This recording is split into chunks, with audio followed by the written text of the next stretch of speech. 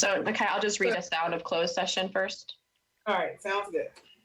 I move that City Council certify by recorded vote to the best of each council member's knowledge, only public business matters lawfully exempted from the open meeting requirements of the Virginia Freedom of Information Act and identified in the motion convening a closed session were heard, discussed, or considered in the closed session. So second. Second. All right. Ms. Thomas, could you do roll call, please? Mr. Payne, Yes. Mr. Snook, Aye. Yes. Ms. Walker, Yes. Ms. McGill. Aye. Ms. Hill. Yes. Thank you. All right. So thank you. So I call the regular council meeting to order. I don't have my agenda up. Sorry. And next we have a moment of silence that will replace the Pledge of Allegiance doing this while we're in the virtual world.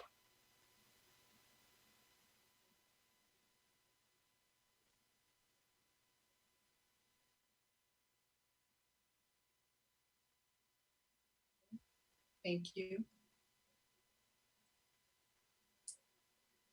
And I think next we have, are there any announcements? Do you want her to do roll call? Because we were just voting to. Oh, yes, that's it. Thank you. Okay, Mr. Payne, Here. Mr. Snook,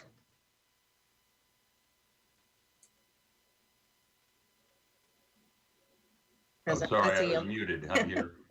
Hey, Ms. Walker, Present. Ms. McGill. Present. Ms. Hill. Here. All right. So next, is there a motion to approve the agenda? Mayor Walker, I would like to make a motion to add something to the agenda. Okay. I move to add an ordinance temporarily suspending enforcement of on-site parking requirements to the action items portion of tonight's agenda. I second. All right. Ms. Thomas, roll call, please. Mr. Payne, Yes. Mr. Snook, Yes. Ms. Walker, Yes. Ms. McGill. Yes. Ms. Hill. Yes. Okay, and so now we need a motion to approve, right, Mr. Blair, the agenda with that amendment. Yes, ma'am.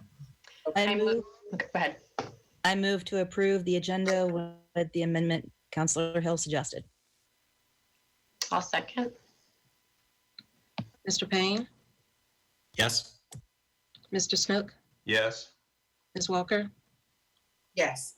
Ms. McGill, Yes. Ms. Hill. Yes. I miss our buttons. Okay, and Use the space bar. next we have, are there any announcements?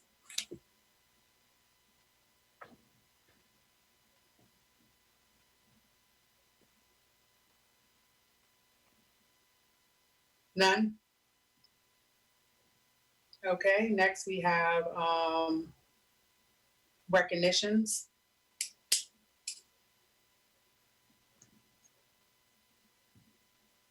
I don't have any. Okay. And the, I guess the only one that I'll, add at this time is that we have, Dr. Richardson has been with us for a year now. And so we are, at that point. So a year later, so just wanted to say, just acknowledge that you're a year in here, and we look forward to moving, forward with the city and making sure that the time to come that the city is in the best position possible. So the acknowledging your last year, the last 365, a few more than that days that you spent with us. Yeah, thank you, Madam Mayor, members of the council, and to the public. It's been a busy year in 5 days. It's almost a week.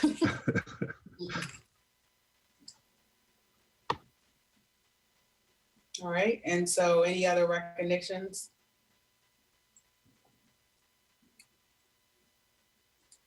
All right, Ms. Thomas, could you read the consent agenda, please? Yes. Consent agenda 1, minutes, May 4th, 2020, City Council closed in regular meeting. May 6th, 2020, budget work session. 2, appropriation of CARES Act relief fund payment for the fire department, $58,201.02, second reading.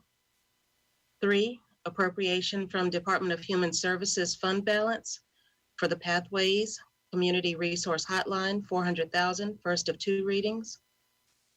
4, ordinance for homeowner tax relief grant, 2020, and this requires 1 reading requiring 4/5 vote.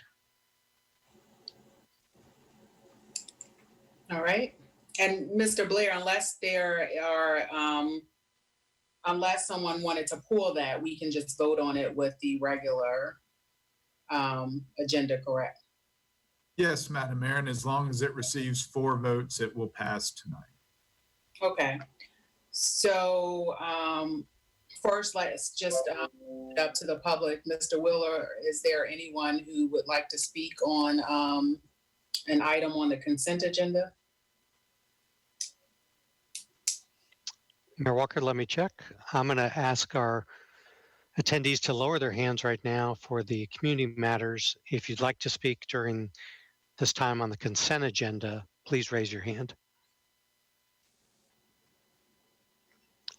No one has raised their hand. Okay. All right, so is there a motion?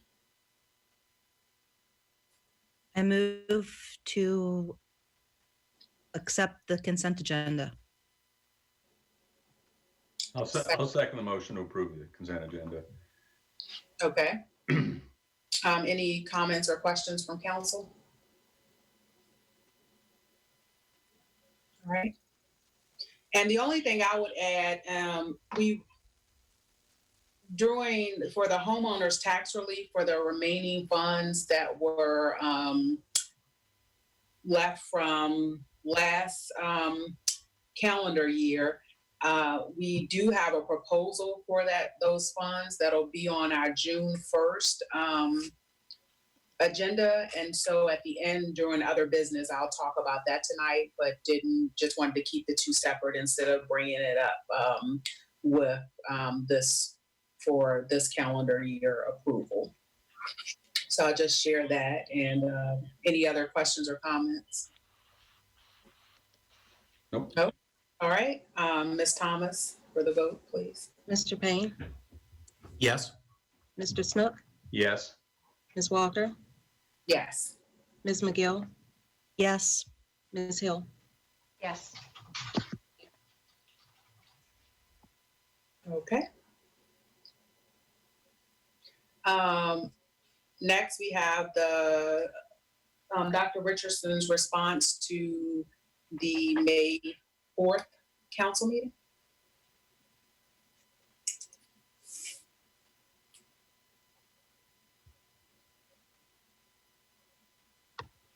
All right, once again, good evening, Madam Mayor, City Council, and the public. I just want to say on May 4th, we had a number of items that we had to bring back to the public in terms of answering some of the questions that they did ask. But the things that came out of that meeting, I don't have anything to report. But I do want to say thank you to the public for helping us throughout the weekend and as we move forward, as we deal with COVID-19. I think we did a pretty good job this weekend in terms of the opening of the businesses and different things like that, and working together to ensure that everyone is safe throughout this I'm president of time. So thank you once again.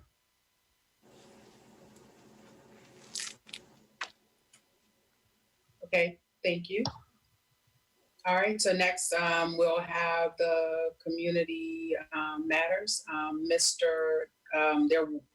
There were no pre-registered speakers, and you still have that option as you could do in the past. And Mr. Wheeler, if there are citizens who would like to speak now. If you're on the webinar, you can click the raise your hand icon to get in line to speak to council. Mayor Walker, the first to speak tonight is Tanisha Hudson. Ms. Hudson, you're on with City Council. So I want to speak on a couple different things because it was brought to my attention from someone in the community with a lot of power who's rich, probably friends with quite a few people on council. That there's been a movement spearheaded by one of the council members who's trying to then in turn, I guess, side with the mayor perhaps in removing the city manager from his position. Now listen, I don't care what y'all do down there. Y'all can kill each other for all I care. My only issue is this. In 2017, we was kicking and screaming for change. Y'all did not have the best candidates apply for that job. Don't nobody want to come here. This place is a mess, number one.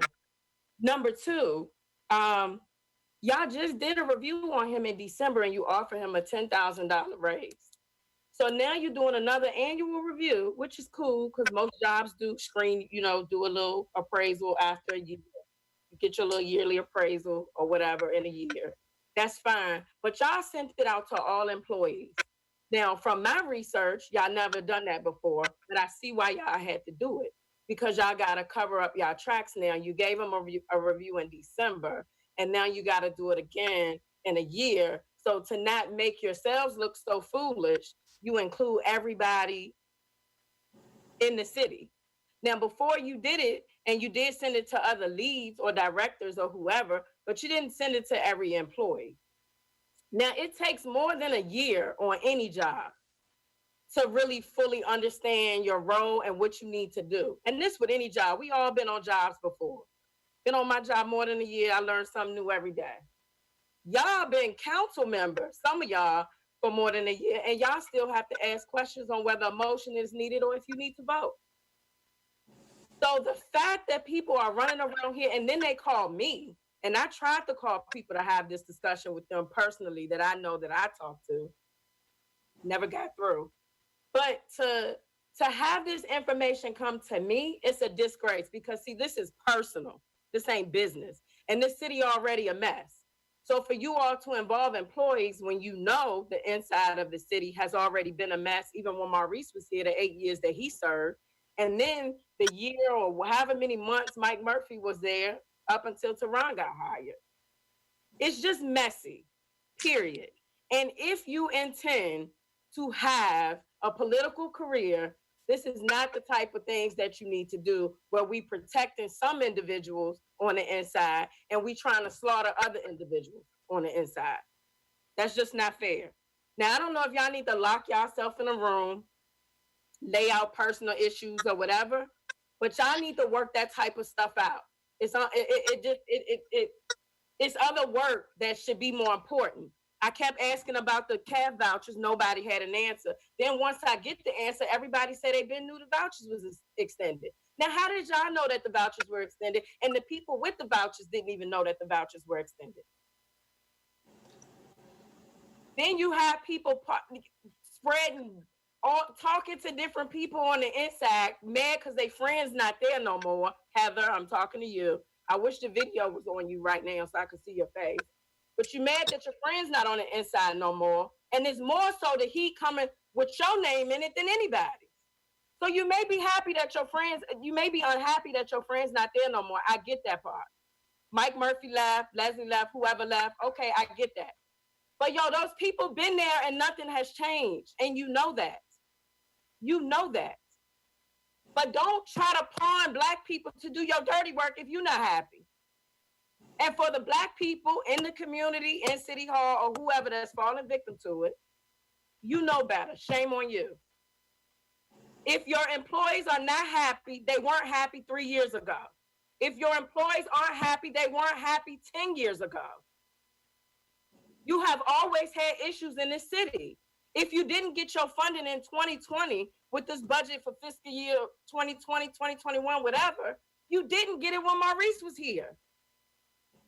We have deeply rooted issues of race in this city, and it will never change with this type of stuff happening. So y'all can fire whoever you choose to. Y'all claim, you could go back and pull the news articles. Y'all claim y'all wanted change. Y'all claim y'all wanted to break down the old systems. Y'all claim y'all wanted to do all of this and all of that, and people complaining about who doing what that's more equitable for who. I tried to do things that were equitable for the community, and people voted against it. Other people tried to do things. Other people brought stuff to the forefront about the police chief. People got mad about that. Her cops still out here doing stuff. All right, thank you, Ms. Hudson. So I'm going to respond to that. So the community members, since people are getting updates, misinformed updates per usual, and I've shared my thoughts about that. We had luncheons back in 2018 where we gave staff the opportunity to provide feedback on the organization. Though two of the questions asked on that broader survey is, what, if you were a counselor, us, what would you do differently? And if you were the city manager, what would you do differently? I shared with everyone, because it was my idea, that it is important for me in any role that I'm in, and you can talk to my kids, to hear from people about what's going on. So I do that personally, and it is something that I brought into this world professionally. And so the first survey was administered in 2018 during luncheons. One of the first, Heather and I did most of them together. One of the first comments that was made in the first one by an employee from IT said that, who's not here, so, but she said it publicly, was that nobody in 30 years had ever asked her how she felt. So it was important not only to do them without anybody saying that, but to understand that someone had worked for the city for decades who felt like nobody had ever asked them, or that they could feel safe with people telling them. So that's how the surveys came about. It was something that once I got elected that I had planned to do, and being authentic to my mission and statement and the platform I ran on. Moving forward to December 2019, since you have all the facts, Ms. Hudson, but let me help you in a public setting. Dr. Richardson was given an evaluation then, which shouldn't have happened until June 2020 to influence July 21 cycle for any employee raises and feedback. So that's one. We, at that point, did it because you had 3 outgoing counselors who had hired Dr. Richardson. That's why we made that decision. And Dr. Richardson knew at that time, based on discussions during the evaluation, that the annual cycle was June and that he would have another evaluation in June. We did not do the citywide surveys in 2019 because we were just getting started with the new city manager, and we fully understood that there was no real opportunity to make the changes from the feedback we received in 2018 during the luncheons in 2019. And so this was not sprung on anyone. We talked about a full 360 evaluation where community members, staff, regional partners could participate. And we decided, because the county nor UVA being regional partners, they do not ask us to participate in their evaluation of their leadership. So we opted out of using anyone other than city staff. And with the feedback, as we've shared with staff, there's a broader survey sent out to leaders of the organization. And there is a shorter survey similar to the one we did during the luncheons in 2018, where all staff can share their input. And I'll just say for my final comment, council got some pretty harsh reviews in the last surveys. And it was welcome because that's how you grow, by welcoming, giving people a platform where they can speak freely, and that you fully understand that the people that you have been elected to help lead, that they, one, believe in you, and that they also trust and respect the decisions. They don't agree always, but I hope that for city staff, that the message is loud and clear that you can submit your feedback and that it will be taken into account and it should be respected by every level. Because if the people that you are leading cannot give you feedback about the decisions you're making, your style, then there's an issue. And so that is why the surveys are being done. And before Dr. Richardson even knew that there was going to be a job to apply for in Charlottesville, Virginia, that discussion was had. So whoever has given you your information, you've been misinformed. And for other people, I hope that answers any questions that you have about the process. And if any of the other counselors would like to chime in. Nope. Okay. All right. We're in Community Matters. If you'd like to speak to council, click the raise your hand icon in the webinar. Mayor Walker, next up is Vicky Bravo. Vicky, you're on with City Council. Go ahead. Hi, I'm here representing Impact, and I'm also a resident of Charlottesville. We've spoken to most of you about our advocacy for affordable housing, and we know that all of you are dedicated advocates for affordable housing. Our plan for this year was to press for $3 million for the CAF. We understand that the pandemic has greatly affected the budget. We also understand that the pandemic has made the housing problem that much worse. And we're pressing you to remember that affordable housing is an important part of the recovery, and food and housing are like two of the most basic needs that people need a lot more of now. So at the least, we're asking that you put $1.5 million in, the same as we asked you last year, the same amount that's just needed to keep things going as they have been going. And hopefully soon, there will be more funding to put more into it so that we can address the worsened problem of affordable housing. Thanks very much. Thank you. Mayor Walker, next up is Elizabeth Carpenter. Elizabeth, you're on with council. Go ahead. Hi, my name is Elizabeth Carpenter. I'm a resident of the city and a nurse, and just here to speak for Impact as well. I was a community health nurse for a long time, and now I work with the refugee population, and the housing issues are only becoming more acute. So I just wanted to voice my support for keeping the funding for the affordable housing robust in this really difficult time as you guys face really hard choices. Thank you.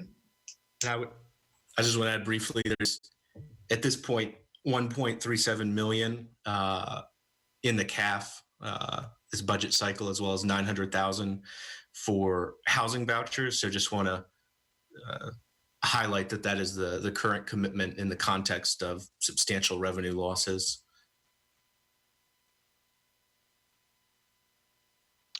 Mayor Walker, next up is Nancy Carpenter. Nancy, you're on with council. Go ahead. Good evening, everyone on City Council, Madam Mayor, Dr. Richardson, and the public. Thank you for allowing me these few minutes to address you on a couple of issues.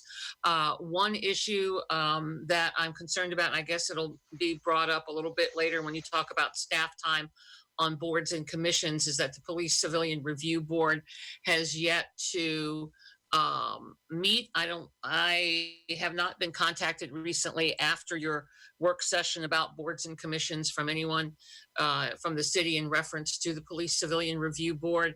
I'm very interested in getting that work done.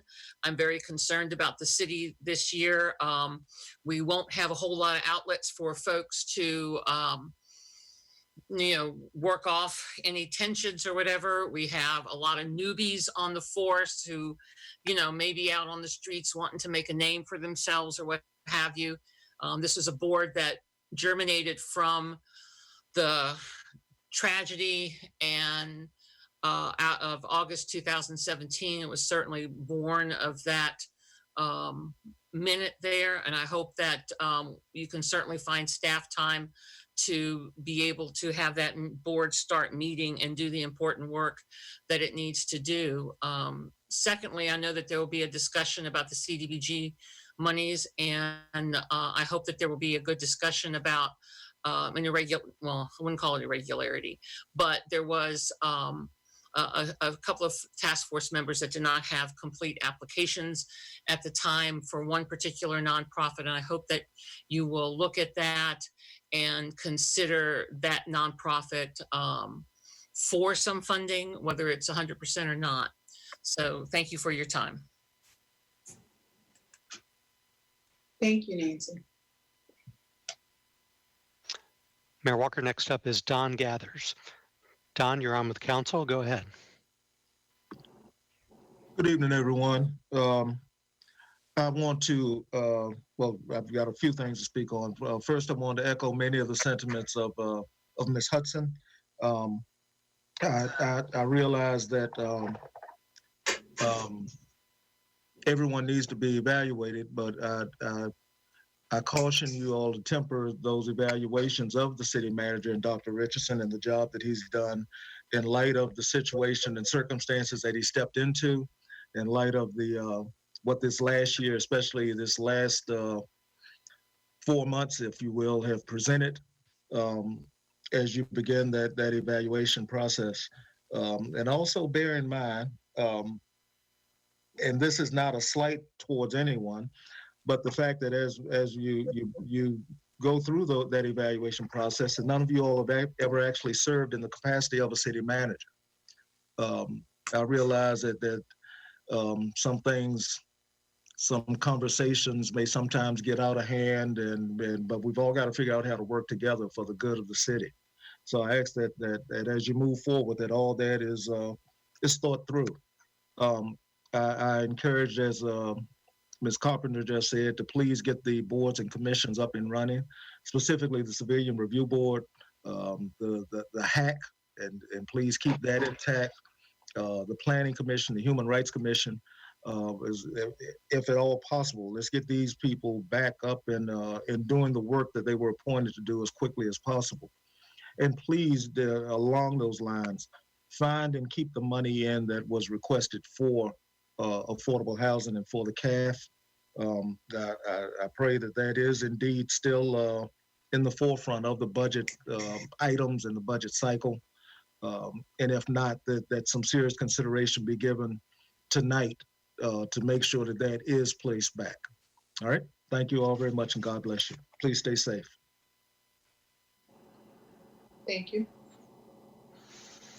This is the Community Matters item. If you'd like to address council, click the raise your hand icon in the webinar. Mayor Walker, next up is Walt Heineke. Walt, you're on with council. Go ahead.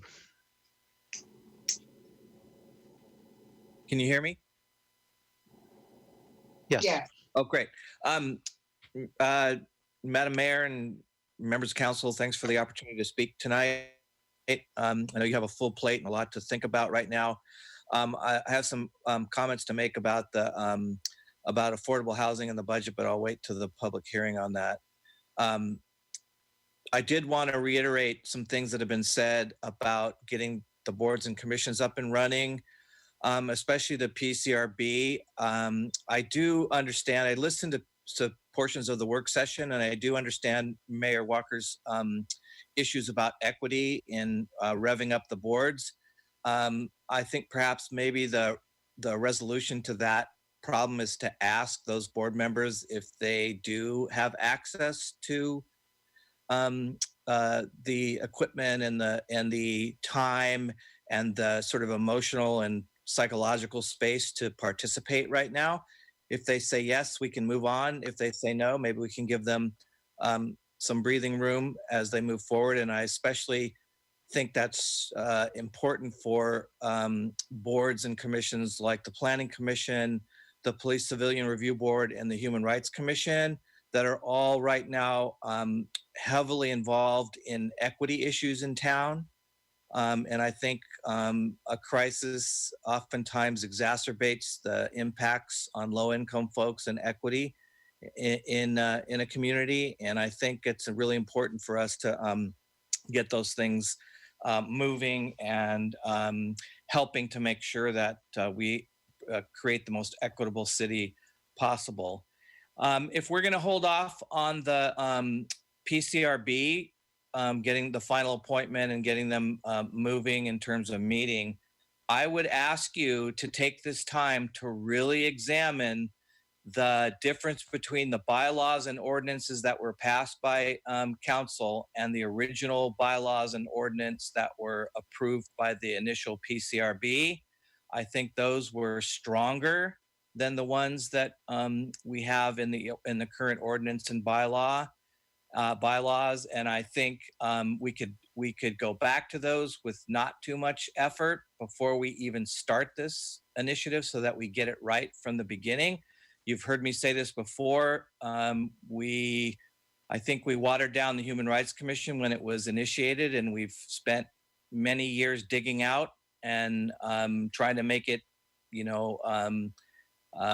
engage in its original intentions. And I don't want to see that happen again with the PCRB.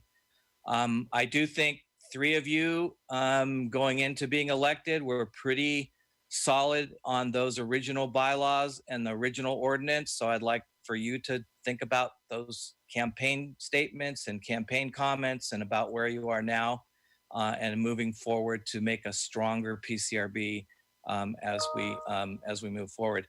The last thing, and maybe I could ask the city manager to respond to this specifically. I brought this up a number of times, and I just want to make sure that I'm absolutely accurate and that there's nothing there. And if there's nothing there, I'm happy to stand down. And that is that I've heard from several people who are on boards and commissions that we have been subsidizing public parking in our parking garages, which is related to the building of the proposed new parking garage. And I just want to make sure that we're really clear that we are not subsidizing private parking in the city to the tune of $500,000 a year. And if we are, let's correct it. But if that's inaccurate, could you please check into it and get back with us to clarify whether or not that's happening? And I'm talking about monthly parking rates in those two garages. So with that, I'll say thank you for your hard work moving forward. And during public comment on the budget, I'll make some comments about affordable housing. Thank you. Thank you. Mayor Walker, next up is Sheila Herlihy. Sheila, you're on with council. Go ahead. Hello, thank you. Yes, I am a representative of Impact and also a city resident. And I would like to also speak in favor of funding affordable housing through the Affordable Housing Fund in this year's budget and CIP. I do know there is some funding left over from last year's funding cycle that has not yet been allocated. However, this problem is huge and continues to grow and will continue to get bigger throughout this pandemic. Affordable housing trust funds allow us to multiply the impact of each dollar that is invested, and that's why they're considered a best practice nationwide. And I would like to see the city of Charlottesville invest more. In fact, Impact's original ask for city council was to invest $3 million through the CIP in this funding cycle and in each upcoming year of the CIP. Recognizing the challenges of the coronavirus and decreased revenue projections, we're only asking for $1.5 million, but I still think that that is a reasonable number to invest this year to make sure that the people in our community have access to safe, decent, and affordable housing, and that more can be built. Thank you. Thank you. Mayor Walker, next up is Carrie Elwood. Carrie, you're on with council. Go ahead. Good evening. I'm Carrie. I'm a city employee, and I wanted to let you know that I greatly appreciated the survey that was sent out. It not only asked for feedback on the city manager, but it also asked for feedback on the city councilors and city management as a whole. I believe that employees having a platform is very important, and many of my coworkers were also glad to have a means to communicate our needs and to give feedback. So I appreciate this, and thank you for your time. Thank you. Mayor Walker, there are no other hands raised at this point. Okay. How many speakers? I lost track. That was 8 speakers. Got distracted the first couple. All right. Are there any comments from the council? No, I appreciate the comments that you made, just to explain the process that we're taking, and it's certainly one that I'm committed to as well. I also hope that we continue an eternity yearly staff evaluations period to find out how people are feeling throughout the city and as employees. Employees need to be heard.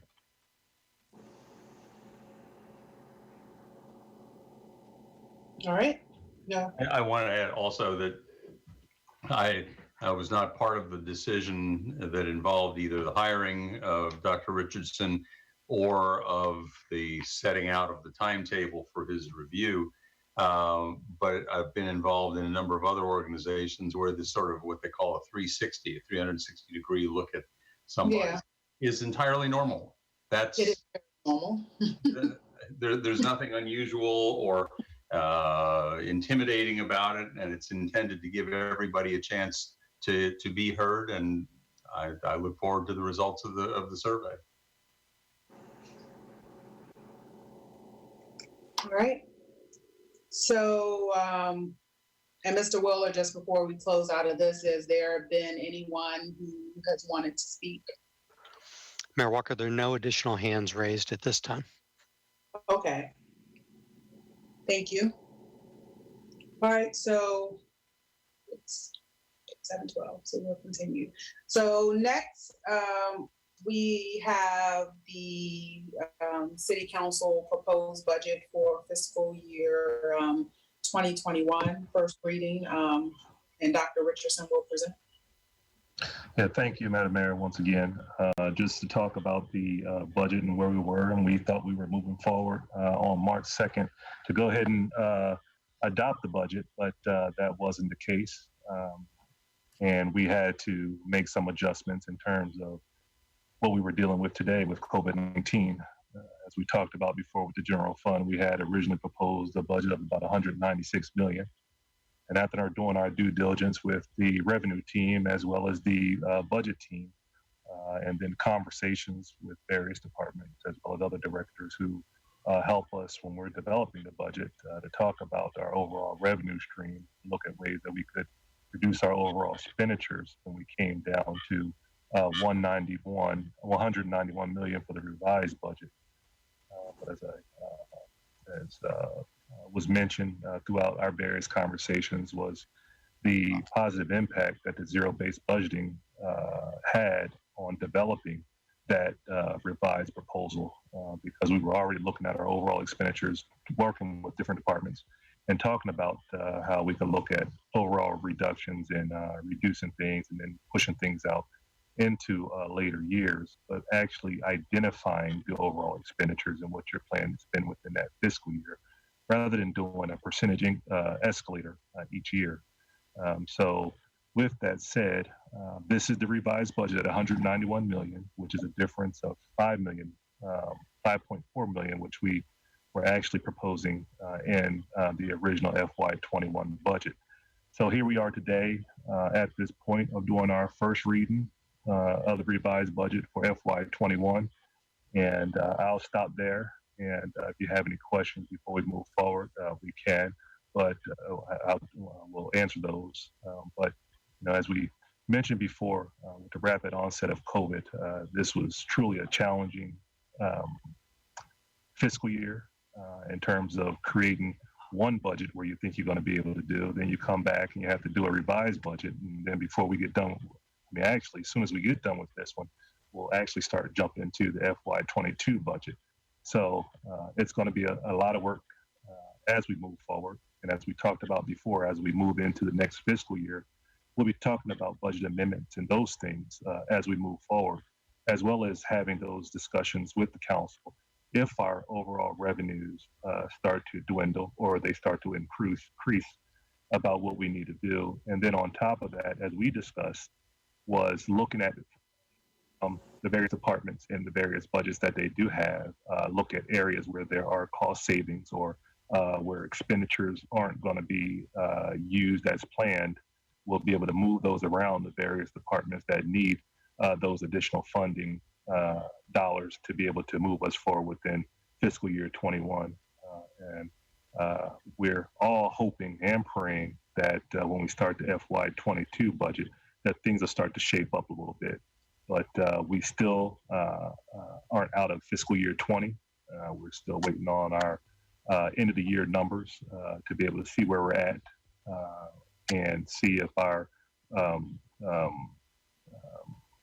adjustments in terms of our overall revenues for FY20 to see where we're at with that, and then be able to come back to the council and say, we've made it our budget number for the year or not, and then how do we move forward as we look at FY21. And with that said, Mayor, I'm going to turn it back over to council for any discussion that you may have.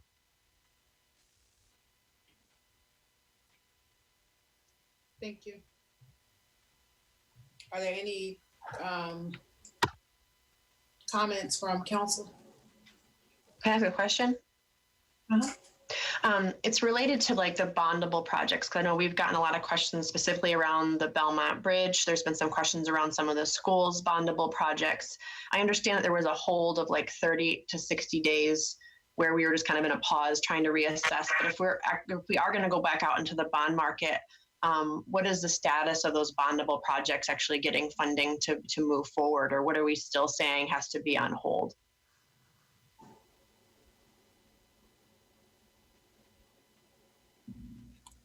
So I can address that for you. Basically, what we're trying to do is, to your point, we did put a pause on the bondable projects for a couple of reasons. One, as you mentioned, the bond market was very iffy at the time. There weren't buyers, and so people tried to do bond sales. They were pulling them back. There are a few bond sales that are entering the market. There were a couple last week. And so things are starting to move again and to shape up. So we will be looking to do a bond sale probably in the next month or two, or, August, September, July, August, September, somewhere in there. In terms of the bondable projects, we've been meeting on a regular basis to look at those projects on an individual basis to address things on a project-by-project basis. Is it critical? Can it wait? Is it out for bid? Are there other revenue sources? And so as we work through that, bondable projects will, as you know, are a priority in terms of the CIP that we're putting forward for the proposed budget. And so I think it's basically on a project-by-project basis as to where those are.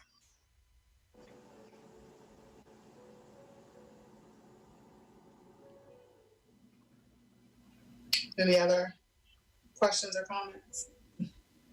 A question, just because I got a couple questions from the public about it, just to be sure. I think on page 14 under the capital projects, there's 2.4 million for affordable housing. That is the 1.37 million in the CAF plus 900,000 for the vouchers, right? Correct? That's correct. And actually, just while we were on this call, I did notice in the narrative, there was an edit that I missed because it does list that there was 500,000 for rehab. And because that is a cash funded project, that was removed. The only housing on the non-cash, on the non-bondable side is the vouchers. And I'll just reiterate again, as we have at previous work sessions, I think as a council, we just need to have deeper conversations and think deeper about what is needed to ensure that our stated priorities 2, 3, 4 years from now in the CIP budget are actually able to come to fruition, particularly with the size of the school reconfiguration. I'm not sure we've been serious enough about what we need to do to ensure those things are able to happen and outline what our priorities are.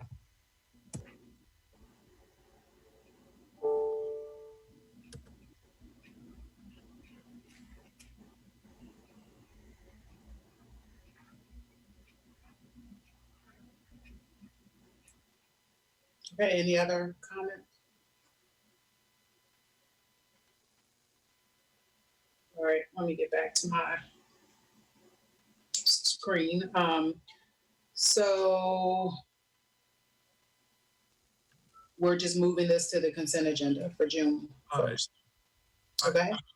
We have to have a public hearing. Public hearing. Mayor Walker, we need to start the public. I just saw it, page 2. Thank you. So now we'll open up the public hearing for the budget. Mr. Willer, are there individuals signed up? We have people raising their hands. Mayor Walker, if you're on the webinar, please click the raise your hand icon and you can speak during this public hearing on the budget. Mayor Walker, first up is Walt Heineke. Walt, you're on with council again. Go ahead. Oh, thanks a lot. I haven't had a chance to take a real in-depth look at the budget, but I just wanted to remind everyone of a couple of things. One, after 2017, the nation was looking to us and how we were going to deal with equity issues. And now that we're under the COVID pandemic context, I think the country is really going to start to ask questions about what did Charlottesville do during the pandemic, and how was it different than what other municipalities were doing? And I think what we do with affordable housing in the budget is a real indicator of our commitment to equity. So before all this started, we were all clear from the housing study from the HAC that there was we had about $150 million goal to over 15 years to basically stop displacement and gentrification in this town. That equated to about $10 million a year. Last year, we got 10 million in, which I think everybody was really proud of our city council for doing that and moving ahead with certain projects, both capital projects and other projects that are related.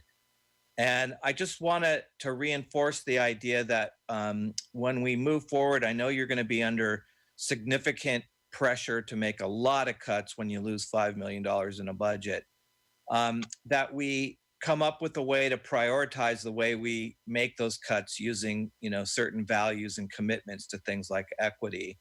So I'm hoping that as we move forward, when you look at the CIP budget, when you look at the other more fungible funds that are available for affordable housing, that we're prioritizing things in a way that puts ourselves in the shoes of people who are at 50% area median income and below. So I'm hoping that the CAF gets fully funded so that we have a significant amount of funds for CSRAP and rental abatement and rental support, because we're going to have that's going to have a huge impact. The pandemic's going to have a huge impact on that. and then for mortgage relief as well for low-income folks.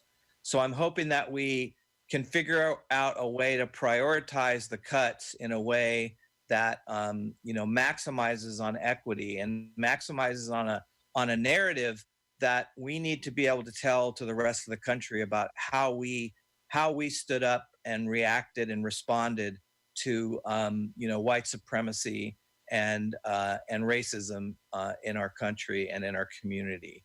So I'm hoping that we move forward with that. I'm also very curious to know what the HAC policy subgroup thinks about the budget in terms of affordable housing and where we can maximize, our strategy and our approach, and trying to figure out how much relief we might be getting from the federal government, sometime in August, and how that plays into thinking about our strategy for how much to put into the affordable into affordable housing going forward. At this point, maybe we don't make a lot of significant cuts until we absolutely have to, and if we get federal support or state support, maybe that will lessen or mitigate the impact on our decisions going forward. So I'm hoping that we can really buckle down and put ourselves in the shoes of folks that are at 50% AMI and below, and get as much of that $10 million commitment as possible into this next year's budget, so that we can keep up our trajectory to stemming displacement, which I think this COVID pandemic is going to have a huge impact on displacement in our community and on gentrification. So I'm hoping that we can keep that in mind as we move forward with the mechanics of the budget. Thanks. Thank you. Mayor Walker, we have about 40 attendees on the webinar right now. We have one additional hand raised at this point. If you want to speak to council on this public hearing, click the raise your hand icon. Next up is Peter Krebs. Peter, you're on with council. Go ahead. Good evening, everybody. I'd really like to just give a humble thanks to you all for working on a incredibly difficult challenge. Not only is there a gigantic shortfall, your job was hard before COVID-19, and now there's the shortfall. And in addition, there's a lot of unknowns, right? So this is not easy at all. And I just think it's important that the community recognize how hard this whole thing is. And I wanted to let you know that I'm glad you're out there working on it. I think you're going to find good answers. I simply wanted to talk about a few broad things. Number one is that the shortfall is going to require a lot of creative solutions. So I please ask going forward that you really encourage staff to be creative and flexible and try new things. Secondly, I would like to remind you all, and this council will be fine this way, but it needs to be said, let's don't internalize the mentality of austerity, right? Things are hard now, but Charlottesville is about doing hard things, and let's always keep a positive, optimistic mindset. Be ready to jump on stimulus funds. We may have an answer to whether that's forthcoming or not before this budget's done. So that's one of the flexibility things I was talking about. Be ready to jump on stimulus availability. Also, just a reminder about the bondable projects, that this could be a good time to do bondable work because interest rates will be historically low. And also, those so-called shovel-ready projects bring money into the economy, which is going to be desperately needed. So that's all. Thank you all for the good work, and we're all thinking about you going forward. All right. Thank you. Thank you. Mayor Walker, there are no other hands raised at this point. Oh, now we have one. Okay. Shanta James, you're next up with council. Go ahead. You will need to unmute your microphone. Yep. Okay. Hi, good evening, everyone. This is Jay James. I'm on my wife's computer. But I wanted to say good evening to Madam Mayor and also Dr. Richardson, distinguished members of council. I just want to thank you for the opportunity. My name is Jay James. I live at 169 Brookwood Drive in the city. And I'm just chiming in this public hearing as far as the budget is concerned, once again, as the Assistant Director of a Substance Abuse and Reentry Program called the Bridge Ministry. And simply won't take a lot of time tonight. You guys have all of our information. I think the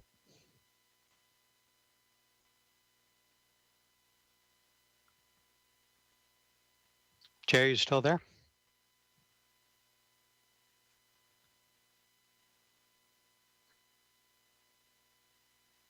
and out of that jail when the asymptomatic transmission of COVID-19 is a powerful thing, and to get them out of an enclosed space. So just want to let you know we're working hard every day to do that with our legal officials.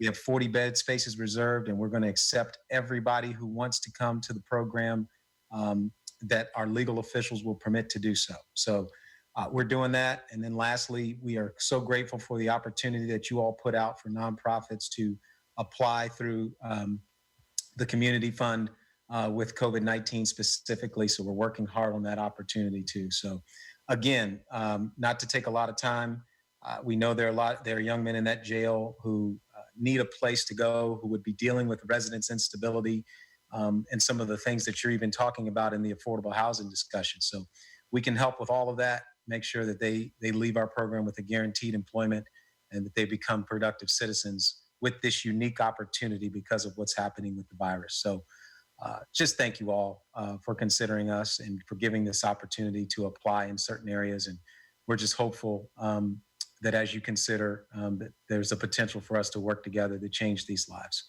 So thank you so much for your service to our community. And I look forward to talking with each of you, in discussions and covering what happens in this as well. So again, just grateful. Hope you all have a wonderful evening. Thank you for your service. Thank you. If there's anyone else that would like to address council during the public hearing, click the raise your hand icon.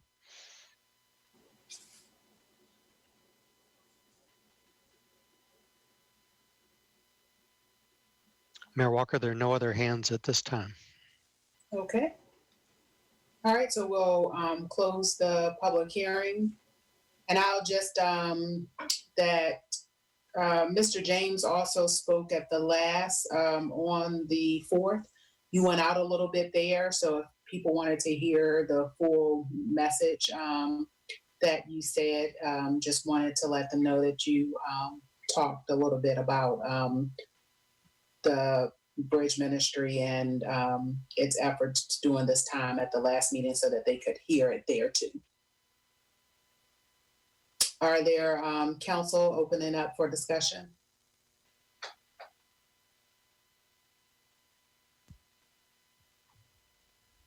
I guess, I don't know how much there's to discuss amongst ourselves, but just for the public, I mean, I know just the scale of, the revenue loss is around 8 million in fiscal year 20 and 21 combined. And I'm sure people have seen Virginia First Cities, I think, put out an estimate of potential revenue losses of 7 billion. Of what? 7 billion. 7 billion. not quite, but That's I was on the call with them. 7 billion. But just for our locality, around like potentially 15 plus million. Again, that may be a worst case scenario, but just an idea of like what we have to prepare for should the situation change with things like UVA not returning, students not returning in the fall, in the level of additional revenue loss that there could be, and how tight of a crunch that creates, and just to be aware of that, and as well as we haven't yet made allocations within the CAF or Vibrant Communities Fund, but the funding is still there. It's just not made with specific allocations yet, but that's something that we'll be working on and trying to work closely with the community to figure out the most effective way to allocate those monies in the context of crises that COVID-19 was created. But I just want to highlight again, I know we've gotten a lot of input tonight about affordable housing funding in the CAF. The CAF is still funded. Vibrant Communities Fund is still funded. It's just not allocated yet. Can I weigh in on the First Cities numbers? That was put together by a fellow named Jim Riggenball, who's he does a lot of presentations for First Cities and VACO and VML. And I not to dismiss it or to say that our numbers are any better, because we're all sort of guessing here. But these are a little bit old, and they're pretty high level, broad stroke estimates. So I wouldn't get too wrapped up on the fact that his don't necessarily agree with ours. We've tried to be as granular as we can by looking at the actual, revenues and what we've seen. And then, we've got some other areas that he doesn't take into account. We're expecting, we had the reassessment in real estate, which increased some value that his numbers don't really speak to. Same thing with personal property. But so just a cautionary tale, but you're absolutely right. You guys don't have a lot of room to play with. And so I'm going to reiterate and stress again to leave that reserve alone if you can. And now I'll shut up. And I think that, as long as we fully understand that,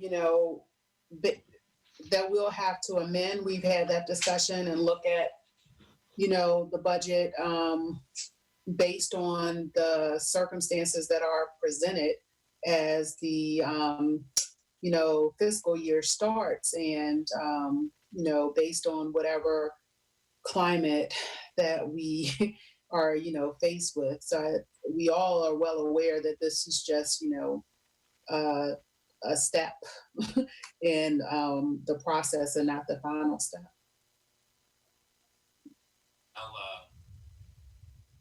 I'll throw out one concern I've had about, more long-term stuff with affordable housing is just the potential that with the COVID situation, low-income housing tax credits may be less attractive for investors, and just that combined with construction costs could make some of our affordable housing projects we're planning for in future years come in over budget, or the funding gap will only grow.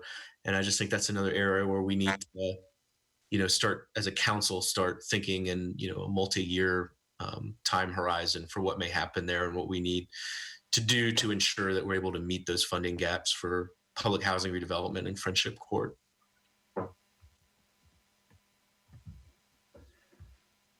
Madam Mayor, the one thing that I wanted to point out, which I know members of the council fully understand, but really for the benefit of folks in the public, the first thing is that this particular iteration of the budget is a little bit unlike maybe the very first iteration of the budget, in that we have, in that the city manager has prepared it.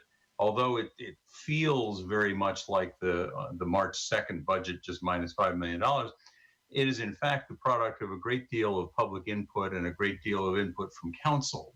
And so he was not writing on a blank slate when he came up with that budget. And a lot of what we've discussed has found its way in there.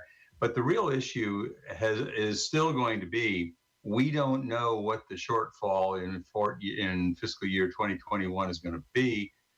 The budget, as it was a couple of weeks ago, provided for about an $8 million cushion by not funding the non-bondable, or most of the non-bondable capital projects, largely by reducing our contribution to the capital improvement program. And then we decided we were going to increase school funding by $1.3 million. And I remember very distinctly Mr. Divers saying, Okay, go. If you're going to go that far, that's fine, but don't go any further.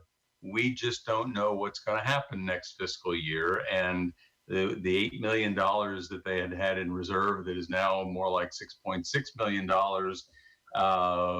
just that was what they thought they were really, they thought that was a pretty good number. My concern, and I will say this to all of the people who have, I know during the campaign, we talked a lot about affordable housing, and we talked a lot about a lot of things that we hoped we would be able to do, and things that we had frankly expected to be able to do in the budget that we saw on March 2nd. But between March 2nd and March 16th, the COVID virus really just knocked everybody for a loop. On it was either the 16th or the 17th that the governor locked us all down to varying degrees. So it's, suddenly all the work we had done in January and February and early March was now essentially meaningless. But we have not forgotten what you all said to us back then. And this budget, I think, reflects the priorities that we set forth with about as much as we can do at this point, given all the rest of the uncertainties. So there are a lot of things that I wish were different, but I think that this approach overall is a pretty good approach.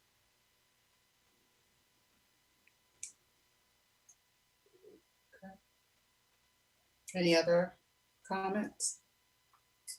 All right, so there's no vote here, but does anyone disagree with moving this to the consent agenda for the June 1st meeting? Okay, so we'll have it on the June 1st consent agenda as a second reading. So can I ask a procedural question for Mr. Blair, please? So we had the 2 amendments to the budget. Are those just to be handled on June 1st, or do they need to be, is something need to be done with those today? The $175,000 for the schools plus the state revenue and expense change for the Department of Social Services total budget. What I would advise council, if you would like to place this on the consent agenda, and those were 2 items already agreed to by council, but were not advertised. If somebody would like to make a motion to amend the budget and appropriation ordinance as stated by Mr. Davidson, and then once the amendment is adopted, the amended budget will be on the consent agenda at your June 1st meeting. I move.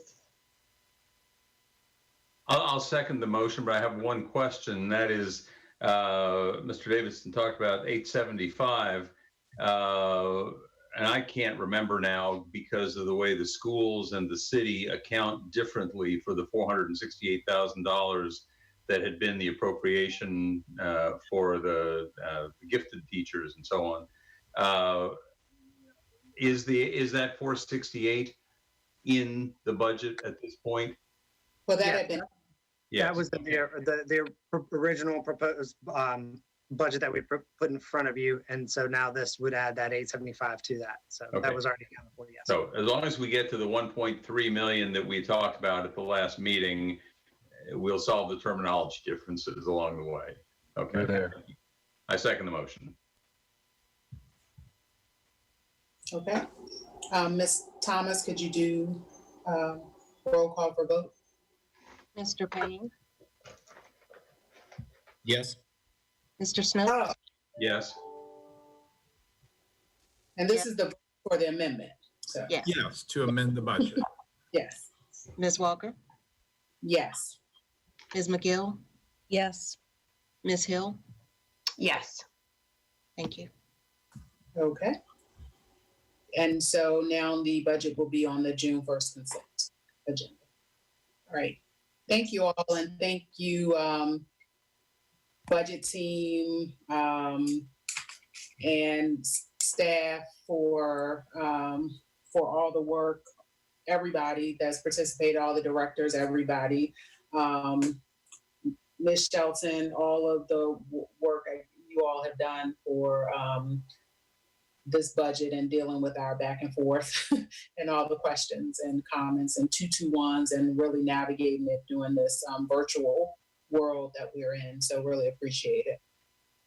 Yeah, I just want to echo that. We know this has been like a marathon budget cycle, and we're just going to have to just go right into another one. So just really appreciate all the effort that this team has put in. Thank you.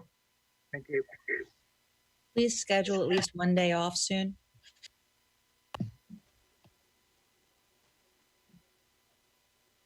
All right. All right, what time? It's 15. Okay. Next, we have the appropriations for the approval appropriation of CDBG and home budget allocations for fiscal year 2021. And it's the second reading. And Ms. Attack is she here to present? And I'll just apologize in advance that my world's been a little crazy, that I haven't been able to get in contact and ask some questions about what was even brought up during the, about the evaluation process. So I will have some questions about that. So just as a refresher, this is the CDBG and home attached to the fiscal year 2020-2021 action plan that was just submitted to HUD on May 15th. And we do have one item as a reappropriation to the CDBG budget this year. That's that 13,000 amount.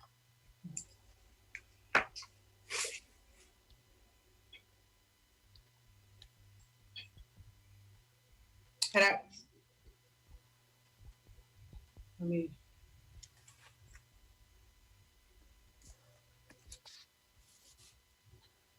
I'm trying to now get back to the pages. It's hard to navigate. I was talking earlier about that I'm gonna have to get another device. So for all the citizens who think I may be wasteful, just want to share that. It's just hard to go back and forth and run the meeting with just one. Could you just comment on the allocation and whether the allocations would have been different if the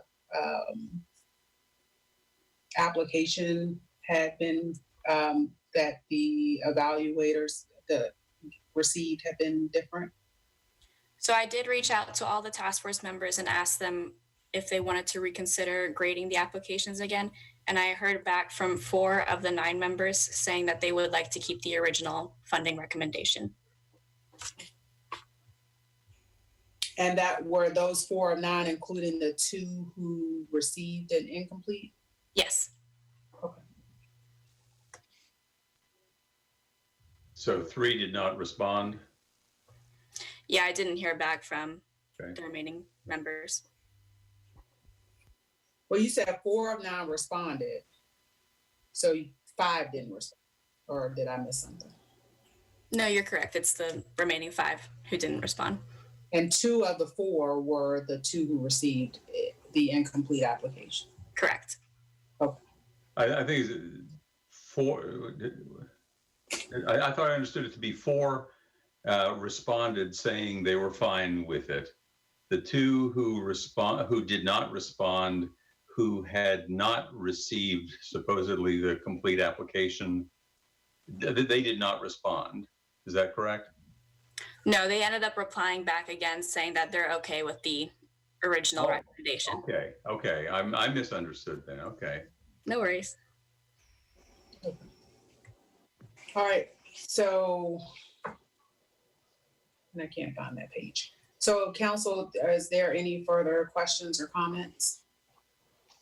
I was able to talk with one of the individuals who didn't receive a complete application. I wasn't able to talk to Ms. Carpenter directly about it, and I've had some conversation with FAR, or one person with FAR, and just an acknowledgement that, the CDBG process, I think overall is pretty frustrating, and it's very difficult to navigate in a number of ways. And I know there were new commission members on the CDBG task force this year. And I think that continues to be an important area to try to improve civic engagement and navigate that process, which I think is very hard, not just for communities, but nonprofits, and all the requirements that HUD has in terms of what you have to do and the timelines you have to follow. So I just want to recognize, some of the frustrations that are in that process. And I think, I've advocated for FAR to get funding in the Vibrant Communities Fund. I really hope that we can find a way to give them funding for their Section 3 work and some of their work with residents to be part of the redevelopment process. But at least how I'm looking at these pots of money, there's certain pots of money that have to go in certain areas. And I just wouldn't feel comfortable reallocating money that is going to go to homelessness services at this point, because all the money that's there is going towards specific housing and economic crisis needs. And the way I read it, moving around any money in the allocation will require removing money from TJAC and their homelessness services. And I just don't, I don't feel like I'm in a position to want to do that. So that's my thinking on it. While also, for me, it highlights, I hope that we can find in the Vibrant Communities Fund or other areas to provide support to FAR, especially, granted, the whole Vibrant Communities Fund is upended at this point, but before COVID, I know, they had received funding last year that was lost. And that continues to be a priority to try to get the funding there. But again, I think moving around anything requires taking away money from nonprofits who are doing direct work, meeting emergency community needs. It's not like there's money that's going to things not related to that. And I would, go ahead. I hope that we can also use this to kind of look at the process of the CDBG and see where the hiccups came into place so that we can make this a little bit easier for other entities who aren't necessarily used to applying for CDBG to open up the doors a little bit. Either looking into having a workshop down the road, or even a virtual how-to, and kind of what goes into this to help people get through the most common errors. And I think that part of this would, to your point, Vice Mayor McGill, we wouldn't necessarily know that this round, because, if the individuals who did the evaluating are saying to continue, then there isn't much to, go on there. But I think the process, where funds end up, how much funds have ended up in those same spaces over the years, and that we cannot evaluate how effective they are or are not, which I've shared before. That is why I'm not voting for this allocation. I didn't vote last year either. I think we definitely need to change the process. And if we end up in a cycle, the same cycles that we've been in, where we think the same organization, just because they can apply, should get, funding, that we need to make sure that it at least alternates. So if you receive funding one year, maybe you can't receive, funding the next year, and that opens it up to other organizations. These organizations are able to spend a lot of money on the application process and grant writing, and they receive a lot of funds from us and throughout the community. So I just think we need to take that into consideration with when we're looking at what should change about the process.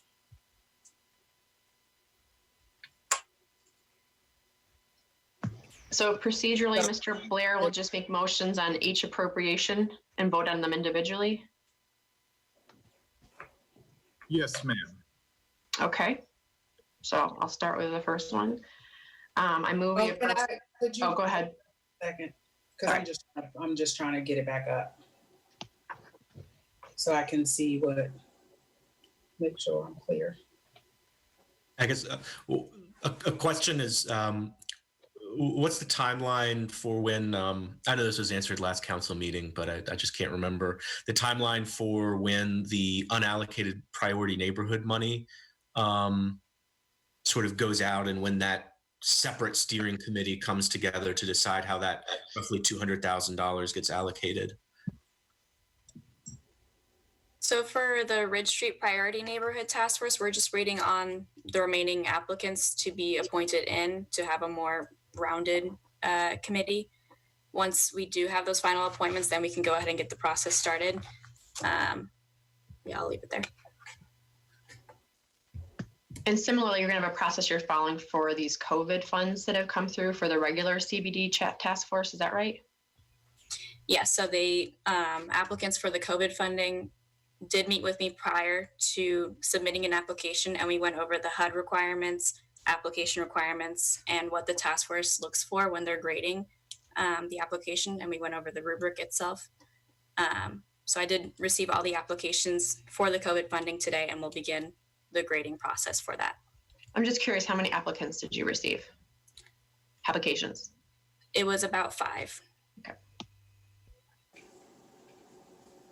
And I just wanted to highlight Brandon Collins with FAR just commented in the chat. The errors weren't from the applicant, so I just wanted to highlight what he was saying.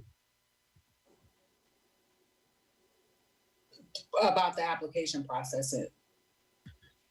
Correct. Yeah. Just that FAR itself did not submit in an accurate or incomplete application.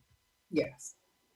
So what I was talking more about as far as like trying for training and putting together, it's not just, I mean, people who have been applying for CDBG money for years know what CDBG is looking for and the correct language to use and kind of how the flow of it, and helping people who have never done it before to help learn that language, and might be a good, just helpful tool to have to open the field up for others. Yeah. And just so I'm clear, so this $13,324 is now going to go to the Red Street Task Force to vote on? So it goes towards the priority neighborhood pot of funding. The 13,000 324. Yes, that one. And so task force will vote on where that money goes. So that's actually being directed right into the Ridge Street Priority Neighborhood funding. Okay. But there will be a Red Street Task Force that will vote on where those dollars go. That's just what I'm trying. Okay. Mm-hmm. All right. All right. So is there a motion for A? Yes, I move for the appropriation of funds for the City of Charlottesville's 2020-2021 Community Development Block Grant and the amounts of $419,367. Okay. Is there a second? Second. And just to be clear, as we go through these, if you can just say as presented. Oh, as presented. Okay. Are there any additional comments?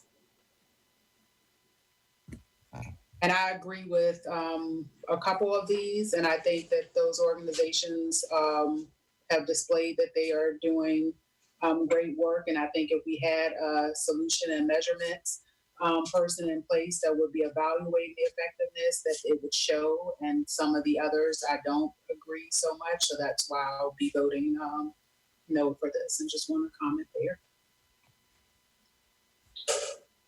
So there was a second. Ms. Thomas, could you do roll call? Mr. Payne, Yes. Mr. Snook, Yes. Ms. Walker, No. Ms. McGill, Yeah. Ms. Hill. Yes.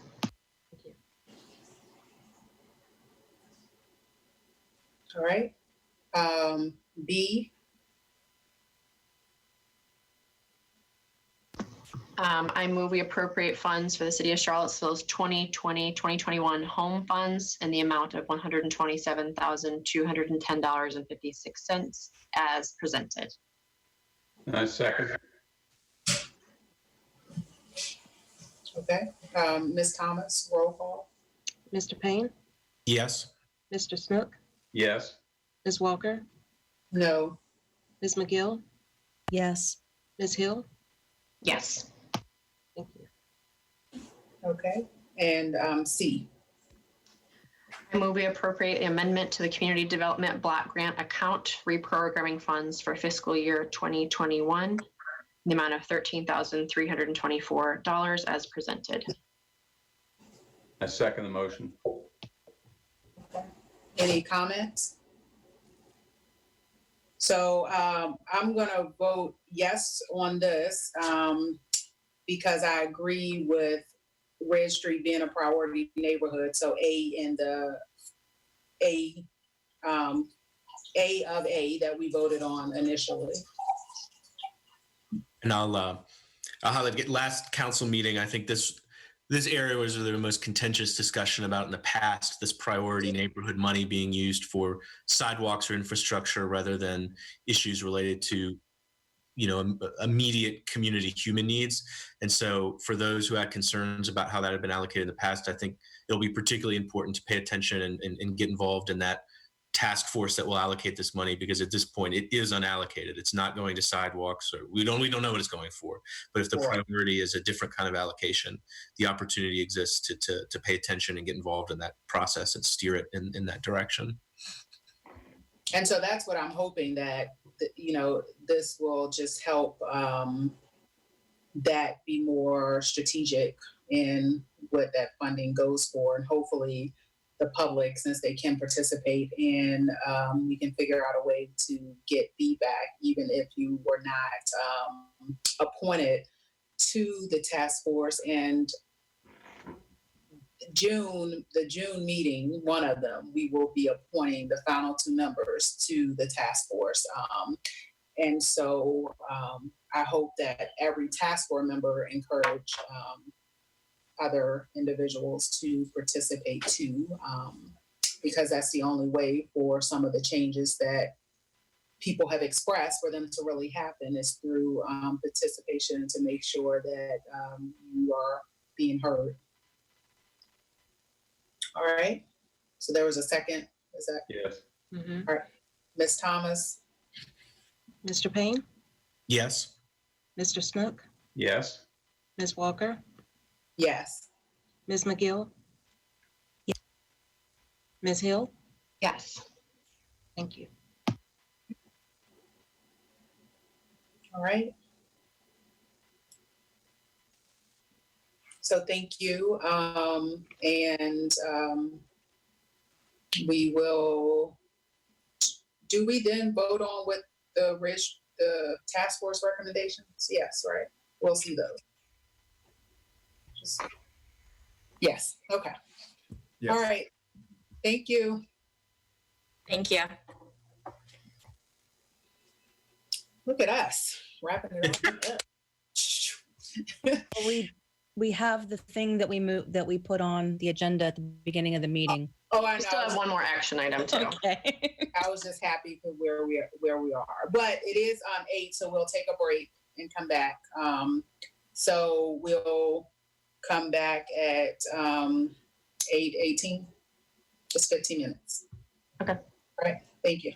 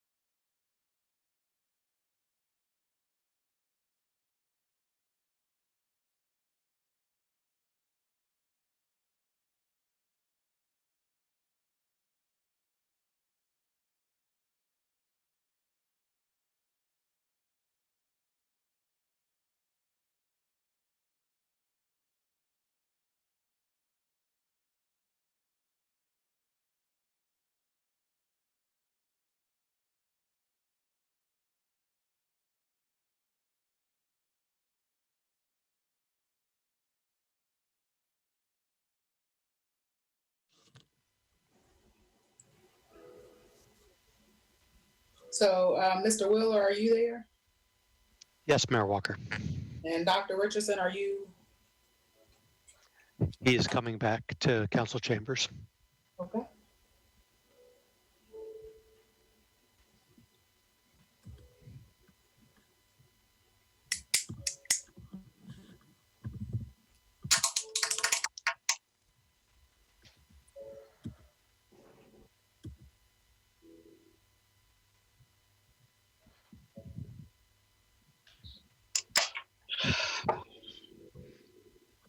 Ms. McGill, I will not tell anyone about your new technology. What is it? I saw her applying some new technology as the meeting was starting. Oh, okay. Yeah, my analog technology is what got me in trouble with the video.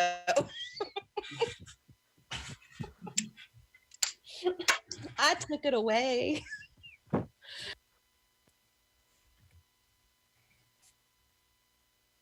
All right, so everybody's here. So I call this meeting back to order. And now we're having items under other business? Or is there a seventh item? Mayor Walker, I think based on Ms. Hill's amendment to the agenda at the beginning, we would go with that item now since it would be an action item. All right. Good evening, Mayor Walker and councilors. As we all know, the COVID-19 health pandemic has caused a lot of moving parts at a lot of different levels of government, including Governor Northam issuing Executive Order 61, which in effect did quote unquote reopen certain parts of commercial activity in most of the state. Within Executive Order 61, there were activities that typically businesses perform indoors. A few businesses are now permitted to perform those activities outdoors. Probably the most high profile is that restaurants are now permitted to have al fresco dining options at 50% of their indoor capacity, as long as certain social distancing guidelines are adhered to. In response to this, the Department of Neighborhood Development Services has received a couple of requests from restaurants concerning on-site parking requirements in the city code and asking if they can get some ability to use some on-site parking spaces for the al fresco dining options. Speaking with Mr. Ikafuna, who's on the call, as well as the zoning administrator, Reed Broadhead, based on those requests and the inquiries about the al fresco dining, I composed a very brief ordinance which states that the on-site parking requirements for restaurants, gyms, and farmers markets, which are the three activities in Executive Order 61, which are now permitted outdoors, but not indoors. These activities, the on-site parking requirements, which are found in 34-984 of the city code, will temporarily be suspended for the duration of Executive Order 61 or until it's amended concerning those activities. As stated, I did speak with Mr. Ikafuna and the zoning administrator, Mr. Broadhead, and it's worth noting that all other parking requirements in the code would still need to be adhered to, and also other federal and state regulations such as the ADA. But this would, in effect, give certain restaurants, and again, this does not relate to their commercial lease, They'd have to work that out if they have a lease with their landlord. But if they did want to use some on-site parking for alfresco dining, this would waive those on-site parking requirements in the zoning ordinance. And just to clarify, this is just for private property. This doesn't apply to any parking that's in the public right of way. It's all within their own required parking zones. Yes.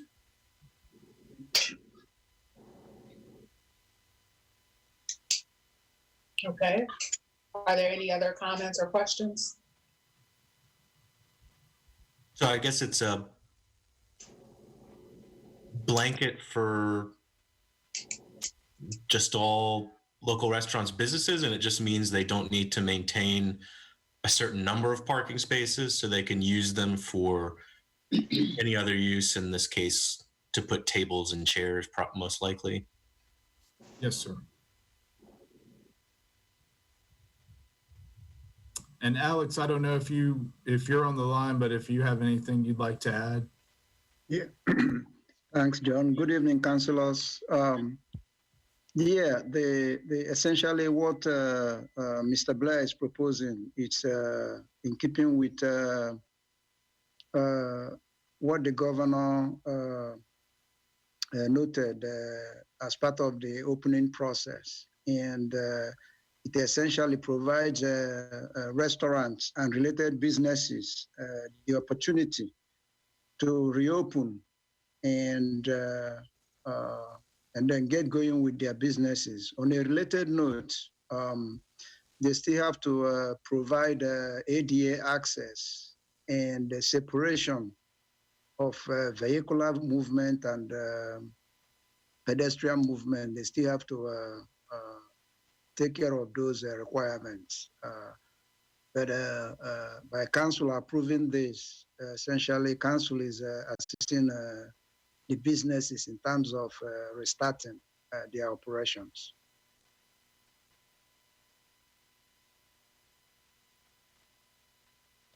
Okay. Are there any other comments? I have any other comments. I'm happy to make the motion. And my comment is just, I understand why, this may be, needed. I have still concerns about from a safety, aspect, and that I know that businesses, it's in their best interest to keep their staff and their consumers safe, or they won't have them staff to serve people or members of the public to purchase stuff. But I am still concerned about this reopening, what it means at this time, and in the future, if we have to, move back to a different phase. So I'm still there, but I do understand the importance of, if you're open, being able to, operate as successfully as possible, and that it's important and for the financial stability of employees and business owners. And I guess I'm a little torn. Well, obviously I'm no fan of parking, but I'm a little torn because just the balance of I don't like it, but reopening is happening and businesses are already open and they're going to be open. I don't necessarily think that's a good thing, but it's happening. And just the balance of whether this will make it safer for businesses that are already open no matter what, because they're able to have that open air environment, which is much safer than being indoors. That weighed against whether it's actively encouraging more people to go out and patron businesses.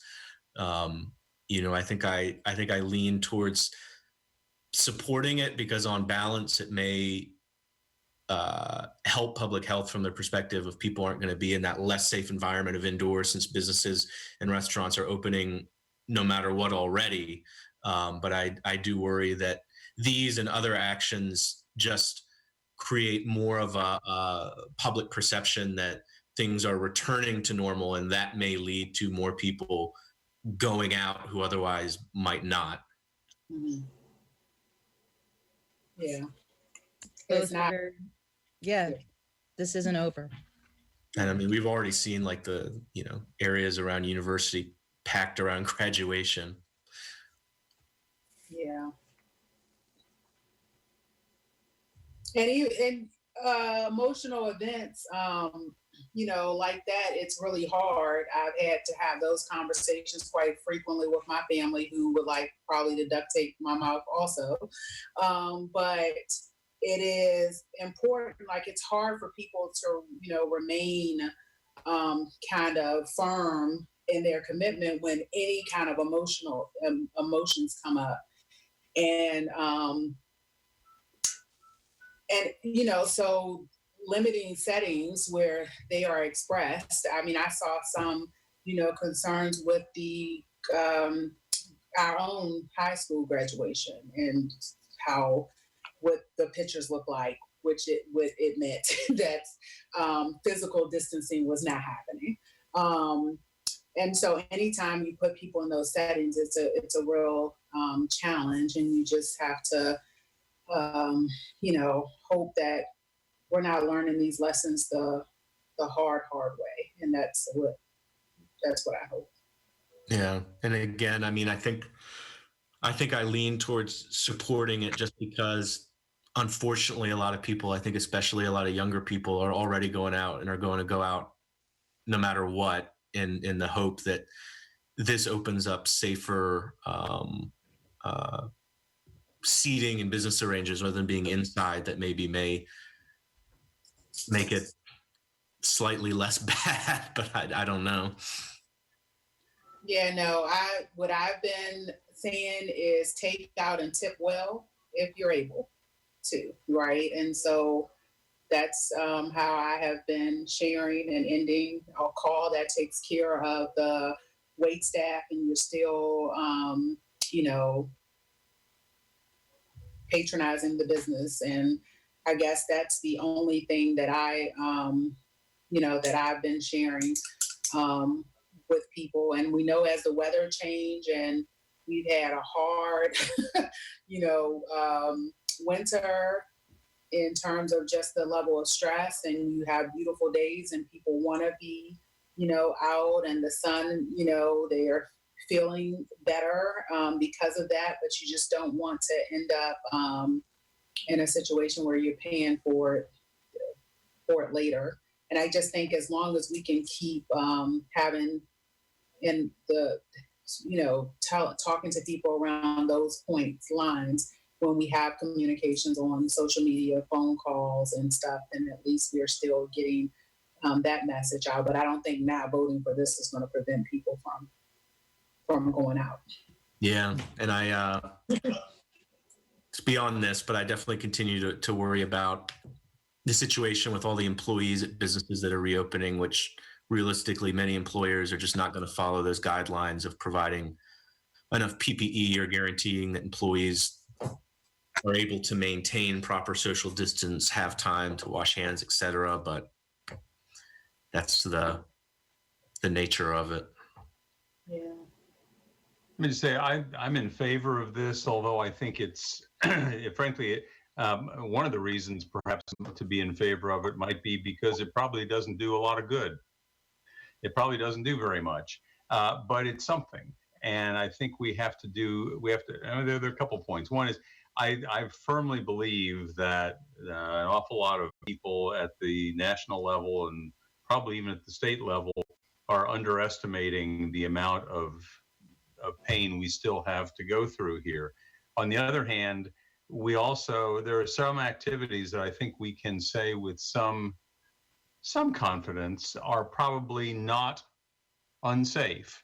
And dining in this way, subject to these other rules, is probably one of them. And if there are ways that we can provide opportunities for people to get out and enjoy the world and enjoy the city, that's great. Spend money, that's great. Pay taxes, that's great. tip their servers. That's great. All of these things are great. There may not be very many places where we can find little things to do like that might help just somebody get by the next couple of months better. So I think if we can identify, and I think we have here, identify a way that we can allow people to stretch their legs a little bit and to do so safely, I think we should look for those opportunities. I think this is one of them. Okay. All right, is there a motion? Yeah, I move we adopt an ordinance temporarily suspending the enforcement of on-site parking requirements. And I'll second the motion. All right. Ms. Thomas? Mr. Payne, Yes. Mr. Snook, Yes. Ms. Walker, Yes. Ms. McGill, Yes. Ms. Hill. Yes. Thank you. Okay. Thank you. And I guess just the way this is, so I missed something, the report and boards and commissions discussion. So sorry about that. No, I think Mr. Blair said we had to do this first because it was action, right? I guess the next one's action. I don't even know. Yeah. Yes. All right. Well, we're there now. We're here now. Yeah. All right, ready to roll with that. I know at the last meeting we talked about some other things that the council would like for us to bring back, and we do have those today with some more detailed information. And one was to talk about the ADA cost in terms of providing those resources. Two was to contact the boards and commission chairs in order for them to connect with their members to find out their needs to be able to have the virtual meetings. Then we talked about the resource allocation to broadcast the virtual public meetings. And then lastly, what are some of the things that the Planning Commission and NDS can work on together? And we have Alex and Missy on the line who can talk a little bit more about that. But we sent you, the entire council, this information that we added on to our spreadsheet that we had in terms of the virtual meeting discussion, as well as Brian Wheeler sent you information to talk about the resource allocation in terms of what can be broadcast, the channel that it'll be on, as well as the number of staff members that it will take to be able to provide those services. So with that said, you have all the information before you. Do you have any questions about those things that I just mentioned?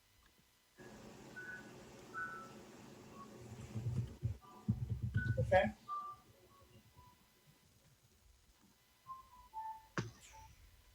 Sounds like there might be one BAR member who could not participate. Yeah. I think, let me see, I'll take it back to It's the first one. It says 7 out of 8 members are responded. Well, maybe the 8th. is Yeah, not I just waiting for someone else. Yeah, we're waiting for a response.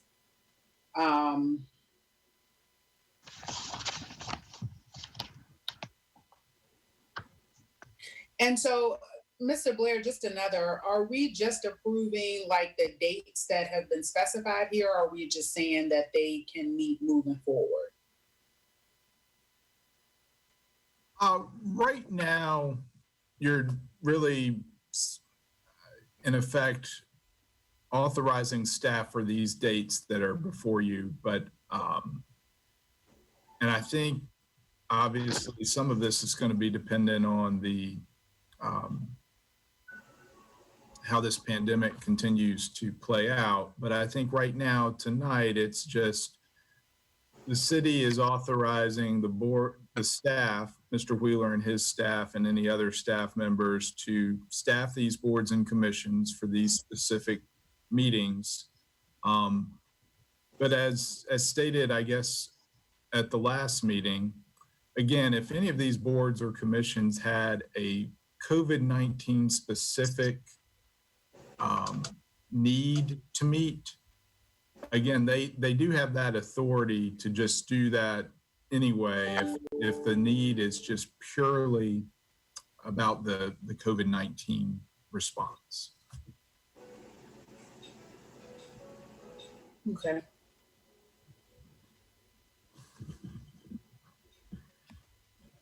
All right, so we just, so is there any, I guess we can go through each one of them, or if you all know that you are going to vote for each, let's just go through each one. Okay. Just So- vote on each of them or just talk about them and then at the end? Let's talk about them. Oh, okay, yeah, okay. Miss Thomas might go crazy if we vote on everyone. Yeah. So the Board of Architectural Review. Are there any concerns here? Is everyone on board with their meeting? And this was one that would need to meet along with the Planning Commission, right, on the last. That's correct. Yeah. Okay, so, all right. No concerns there. So the Board of Equalization. Any comments or concerns about the dates? Okay, so the CDBG Home Task Force. Any concerns about here, comments? So For this this is June? not the Ridge Street Task Force then. This is the CDBG Home Task Force. Because the Ridge Street Task Force hasn't been fully populated. Mhm. Clarifying. And this is directly related to the COVID applications. Right. For the funding coming in for COVID. Extra funding coming in for COVID-19 funding. CARES Act, whatever. You get it. No questions, comments, concerns there? Just one question. If it says on one of these charts that they're projecting one meeting between May 19th and June 30th. However, this is the kind of thing, I think there's someplace else where they talked about a meeting during the week of June 11th to June 19th. If they had to have a second meeting, let's say they adjourned, continue, whatever, I hope that our whatever approval we give here would not be required, further required if they wanted to have a second meeting that week. If they could work it out with the staff, we shouldn't care, I would think. But I think leaving it open like that would say that anything that comes up, staff would meet the needs of versus us doing it this way. Right. So it is your intent that when that whatever the final vote is going to be, it's going to be authorizing them to have one meeting and only one meeting, unless it's a COVID specific problem. That's what, go ahead. No, ma'am, after you. No, you're fine. Okay. I think to answer your question, Councilor Snook, it might be a good idea to clarify that if, for instance, a quorum didn't assemble, or in some way the meeting that is scheduled, there wasn't an ability to make a decision on a timely matter. I think it probably is a good question for the council to discuss. Would you be okay if a quorum didn't assemble, or that for some reason the full business that the meeting is scheduled for isn't transacted, that the board or commission can reschedule an additional meeting to finish that business or to meet, again, if a quorum is not present? Or another way to style it might be simply that they could continue the meeting to be completed on Friday or something like that. Right. That would be a way to handle it procedurally if the council wants to provide them that authority. Because that might also be necessary anyway to avoid problems under the Open Meetings Act and giving due notice of everything. Yes, sir.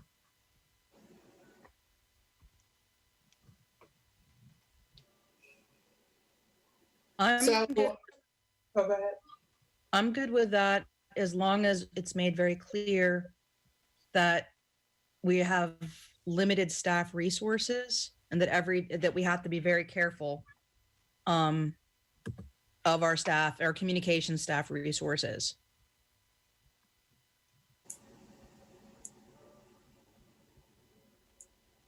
Okay. CRHA. Any questions or concerns there? And this is one of the 4 meetings that were streamed online before. And so this meeting, I'm on this board, and so it is planned for this to happen every month, the 4th Monday of the month, except this meeting, because it's Memorial Day next, the 4th Monday. So I don't know if we would, if there needs to be anything different there, because it's one of the 4, or what the expectation is there. Mayor Walker, Brian Wheeler, I have asked our staff to reach out to the CRHA staff to ensure that we can live stream that onto Channel 10 when you meet later this week. Okay. And I asked Betsy to contact earlier to provide some insight. Okay, the electoral board, any questions or comments there? Well, I the one comment I would make is that they're surely going to need more than one meeting. I mean, there's an election, there's a primary on June 23rd. Mm-hmm. So I think from their comments, they said June 2nd. That may be the next regular meeting. I mean, they were asked, the question was, please confirm your next regularly scheduled meeting date and time. I'll guarantee you they're going to be meeting more than one time between now and June 30th, primary on the 23rd. I will say, I think statutorily, they are required after the meeting, I believe they hold what's called a canvass, and then they have to meet to certify those results. Right. I think we ought to put them in the unknown category, just like CRHA is. Mm-hmm. And we meet, I meet with Melissa very regularly. So if she has any issues or need to make any adjustments, she'll let us know. Okay. And we'll get back to staff and be able to make those adjustments. I just hope we're not going to put ourselves in a position where they find themselves having to wait for the next city council meeting to get approval to meet one more time because we passed this restrictive policy. And I don't think that would be the intention of any of the counselors to have any kind of efforts from the voting office suppressed in any way. I'm sure. I just don't want to accidentally end up doing something. We're going to sit back there and say, wait a minute, we didn't mean that, but that's what we got. So do we want to place in here that any needs that they have leading up to or in the month of June will accommodate based on an election? I view that as inferred, but I have no problem making it explicit. Yeah. I think that's a really good idea. Okay. And I would just point out at this point, they are not asking for any resources from non-electoral board staff. Okay. All right, so we'll do that. Next, we have the hack. Is that next? Okay.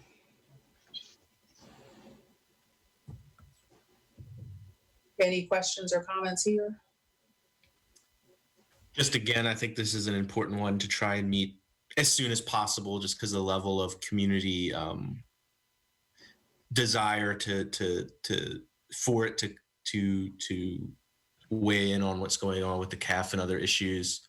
I did have a question that goes beyond the hack, but normally these meetings aren't later broadcast on Channel 10, or is that incorrect?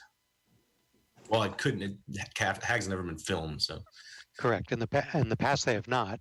Yeah, we were talking What we about heard that. from council at the last meeting was interest in airing more of these since we will have access to video via the webinar. And so what we've proposed is that a few of these, the CDBG task force, the HAC, the Human Rights Commission, be added as Channel 10 opportunities while we are doing webinars. Right. No, and I guess I just wanted to make sure that I don't know what that process looks like. So I just want to make, I don't know if that's like a big time commitment or annoying or not, just because if it is, I don't know if we necessarily need to do it for all of them, but if it's an easy, quick thing to do, then obviously, why not?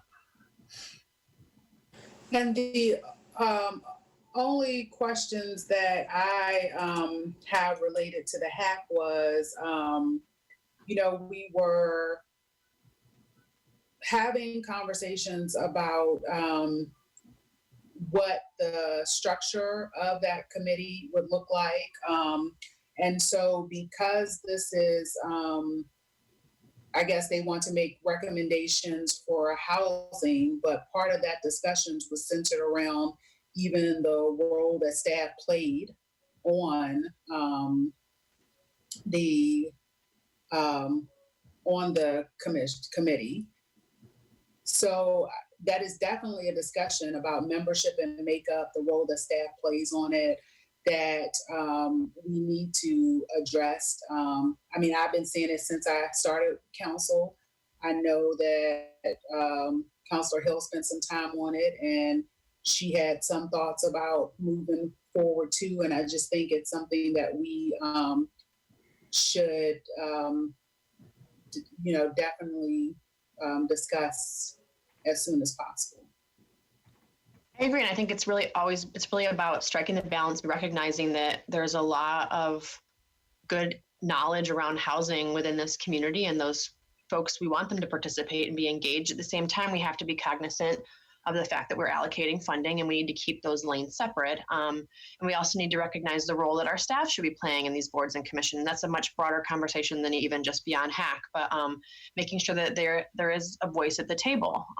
And so I welcome those opportunities to talk about that further. What I think about for tonight, though, is we're just looking at what is the HAC going to do to engage in some of these more immediate decisions around, dollars that might help alleviate some of the COVID crisis around housing. So, and I would also like to say, I know we have 221s that are being scheduled to also discuss this, but and I said this when again, since I've been on council, and when Dr. Papia was in Mr. Sell's position, that we should be able to, we can, read more than one presentation. So if the staff recommendations are different from the committee's recommendation, we should be able to get both of those, and no one should think that they can influence, the information that comes to us. And that has been an issue before, which is one of the reasons that I have been really clear on the fact that I think that this board needs some changes. And so, and especially since the staff position is a non-voting, position, that it's clear that the staff was hired for a reason, and that as citizens would be able to provide input in anything else, that we should be able to get both and weigh the pros and cons of any thing that's been presented. And that it shouldn't mean that staff isn't able to share their viewpoints. It should never mean that. So as long as that, that's clear, then I do understand that we've received some very good feedback. We had a very good work session with them after the housing strategy information came out from the consultants. But at the same time, there have been some things that have been that have not been good. And I won't go into details right now because I'm tired, but that's certainly my understanding. I mean, I've always viewed the HAC as a policy advisory board that is distinct from staff, and that we've routinely receive suggestions and advice from both, and it just provides us with more information to evaluate, but is not No. in place of or on top of anything. And I think that's certainly what I would like to see come from it, is just to give as much information as possible, particularly from the community groups on the ground. So I think we're all on the same page with that. I definitely don't want it to be the only information we get, or to be something where we get it and say, this is what we must do.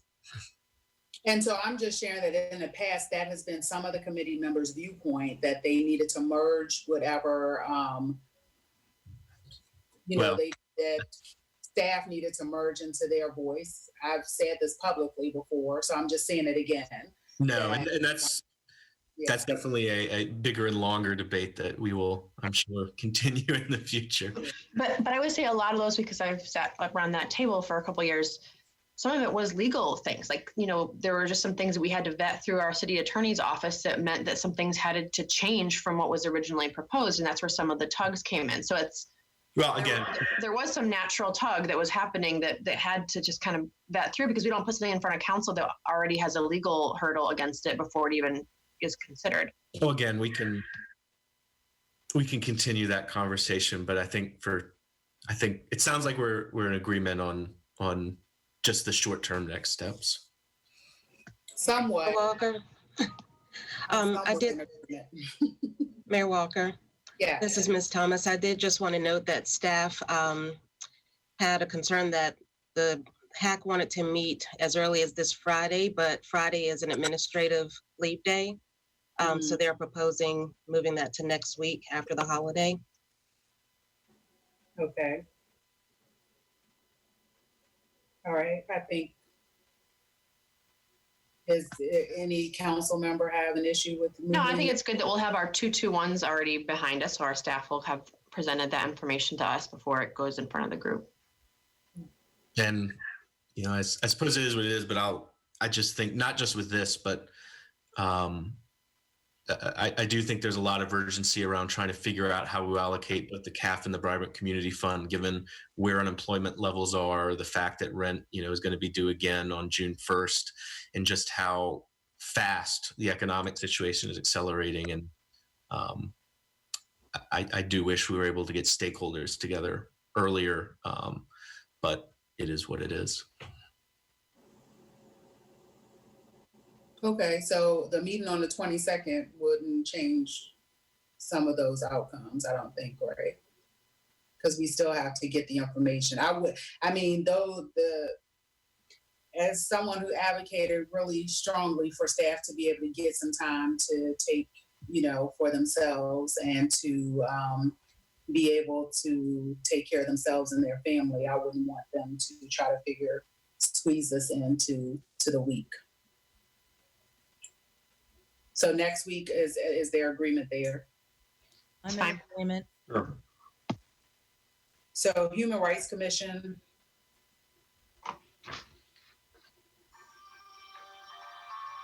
Is there any questions or comments there? Okay. And the Planning Commission? Are there any comments? Oh, I'm sorry, really quick, the note, it looks like their next meeting for the Human Rights Committee is Thursday, so I guess we could just go ahead and they'll be noticed. Is that an adequate noticing time? Yes, that's for the 23rd. Mm-hmm. 3 days. Well, 2 days from tomorrow. 2. Yeah. Mm-hmm. Actually, you have to have 3 business days. So it would probably need to go till next Tuesday at the earliest. So they'll just. Yeah. And I believe they were just making a note of their normal schedule. So they'll just be able to schedule a meeting at any point that they can give 3 days notice.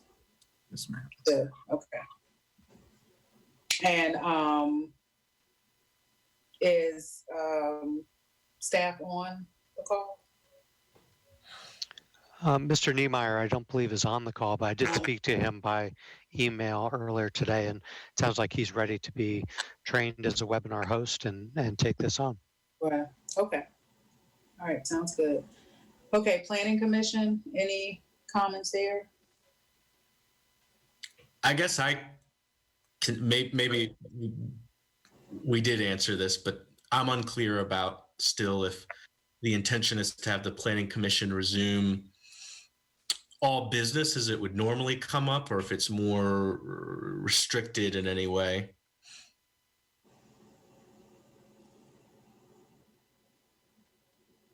Well, isn't the planning commission's 100 days coming up from when they were supposed to be looking at? That was suspended though. Yeah, because of our emergency ordinance. So it seemed like so the update that the Planning Commission asked for on the comp plan, are they able to participate in the scheduled updates, or did they need something other than what Well, staff? the update, we can provide them written updates. And then if they wanna hear from the consultant, we can arrange a 2-2-1, for them through the Zoom. And the consulting group, I think, has only had one steering committee meeting since the pandemic. There's another one coming up, which I think there's planning commissions on that steering committee. If not, they can certainly join it. And I know they're just starting. Or sorry, go ahead. There is a member of planning commission on the steering committee. You're right.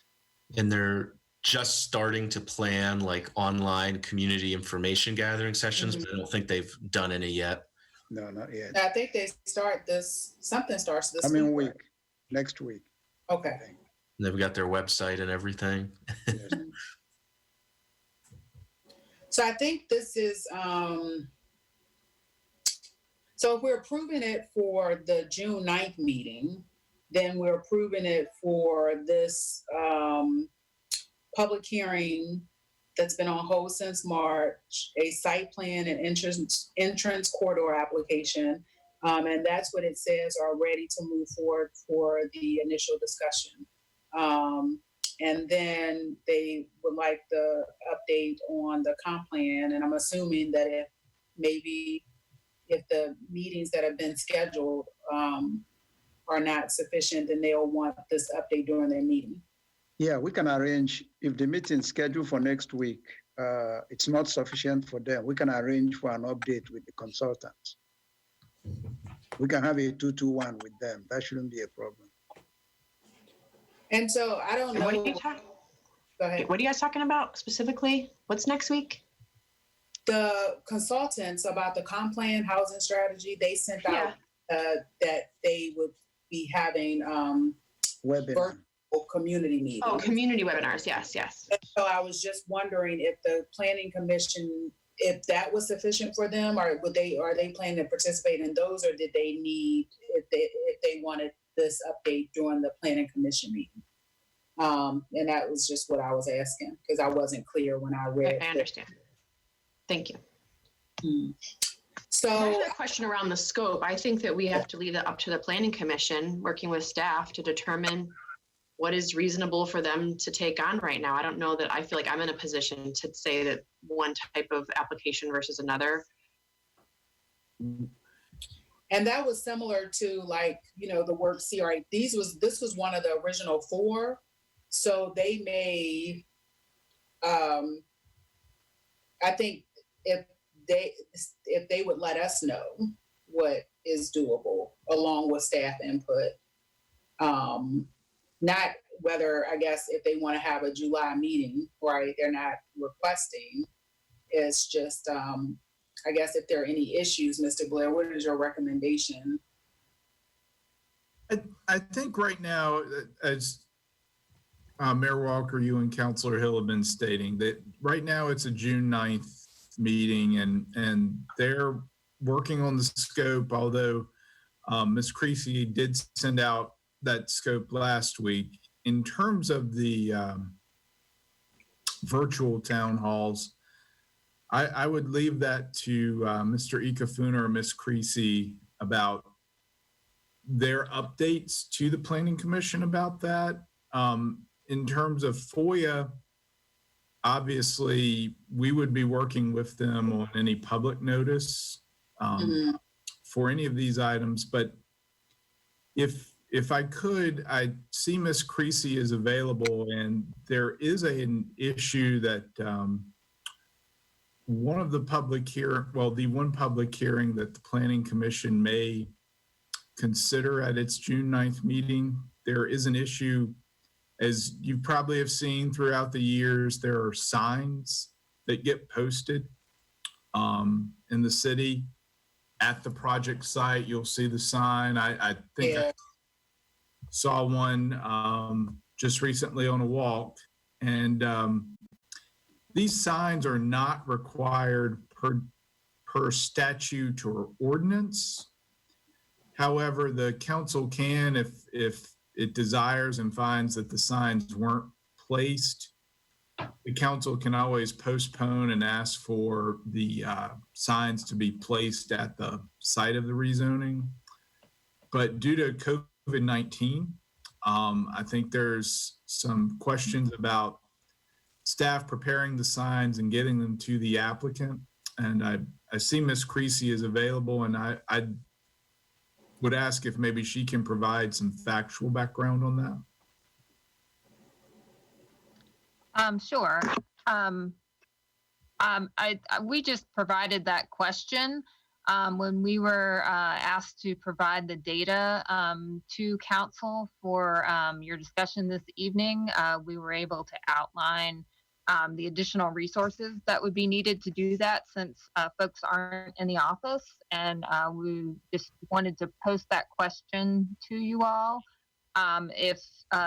If you feel the signs are needed, we will make the accommodations to make sure that those are taken care of.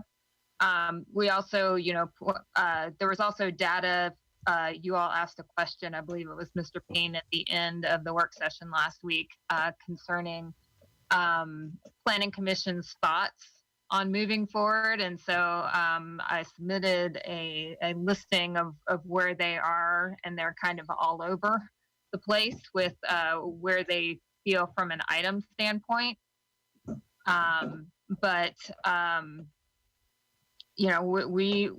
We just noted the items that are in the hopper to move forward. And in addition to what the mayor noted, there's also a preliminary discussion request that we have that would be ready to go as well. Okay. So for the signs, and if we are going to have, the meetings move forward, I know in the past, those signs have been the only reason I've known that certain projects were going to be happening. So I would be hesitant to not put them up. I know signs were just over by, the 6th Street area highlighting, I don't remember which project, but, that was just a few months ago. I think that we should probably still put some kind of notification up for people driving by to see. I agree. And we're also getting a lot more pedestrian traffic. So people are likely to be paying attention to those things. So would the signs be amended then with the Zoom meeting, or how to get onto the Zoom meeting for the public notice? We'll adjust the signs as appropriate. Okay, I was just wondering if we would need to then make sure it has how to access the Planning Commission meeting via Zoom. Well, we're having to, we anticipated that there would be some traction on this, since we've spent the last couple of days trying to update a lot of things to clarify how people can access things. Thank you, Misty. Thank you. Okay, so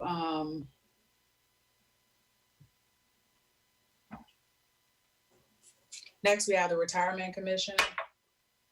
No challenges. Skip. Then they are asking for 2 meetings. And those will be able to be handled from the staff on that commission.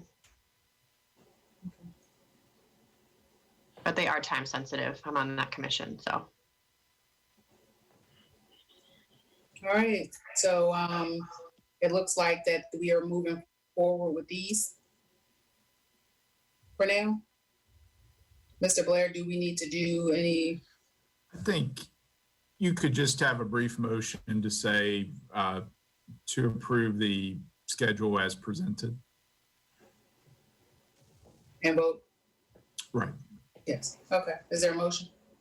I move that we approve the boards and commissions virtual meeting schedule as presented. Second. Is there a second? I'll second. Thanks, Tina. All right.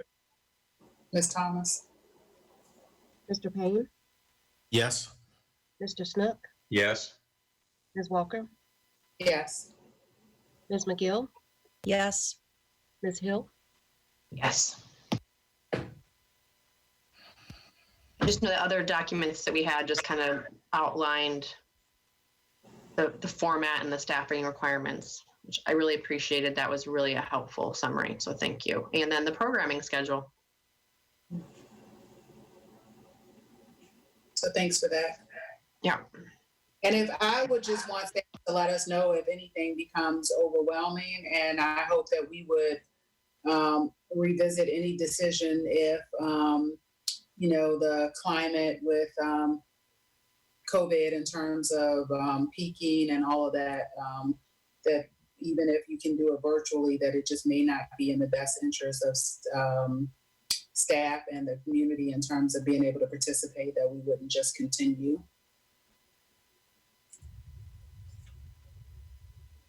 All right, so any other business?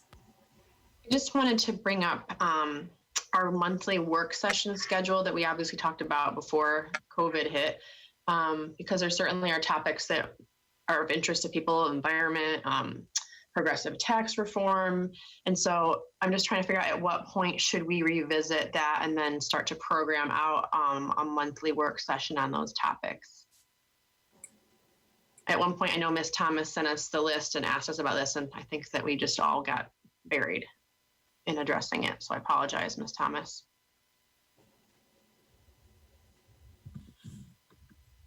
I personally would need some time before any additional meetings started. But if it is the desire of the four of you to start scheduling stuff, then I will do it. I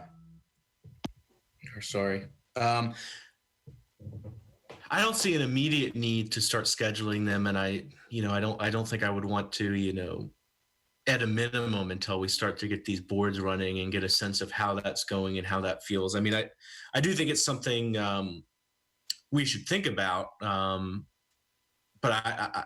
I'm not ready to start planning out specific dates. But I think it is a good point because we're sort of in the second or third inning of this whole pandemic thing, and we're going to be in this situation for a while, and we're going to have to figure out how to adjust. I just don't. Personally, I don't feel it's the time to start scheduling these out and prepare for them. Although I do think it's worth, which I think was Councilor Hill's point, is just begin thinking about it. But for me, there's too much already going on to schedule those out and prepare for those discussions, as well as some of those topics are now totally different in the context of. And I'm bringing it up mostly because I know that people who are looking to engage in those conversations are just asking the question. So even if we all are just agreeing, we're not going to really revisit this until this time frame, and then we're going to lay out a new schedule. I think just letting them know is helpful. And so, that's the main thing, is just kind of managing expectations from the public on when we're going to discuss some of these things. And I think in terms of what should be on the top of that list whenever we resume is the strategic planning. Yes. Provision, and that's probably should be the first thing that we schedule, but that is going to be very demanding in terms of time and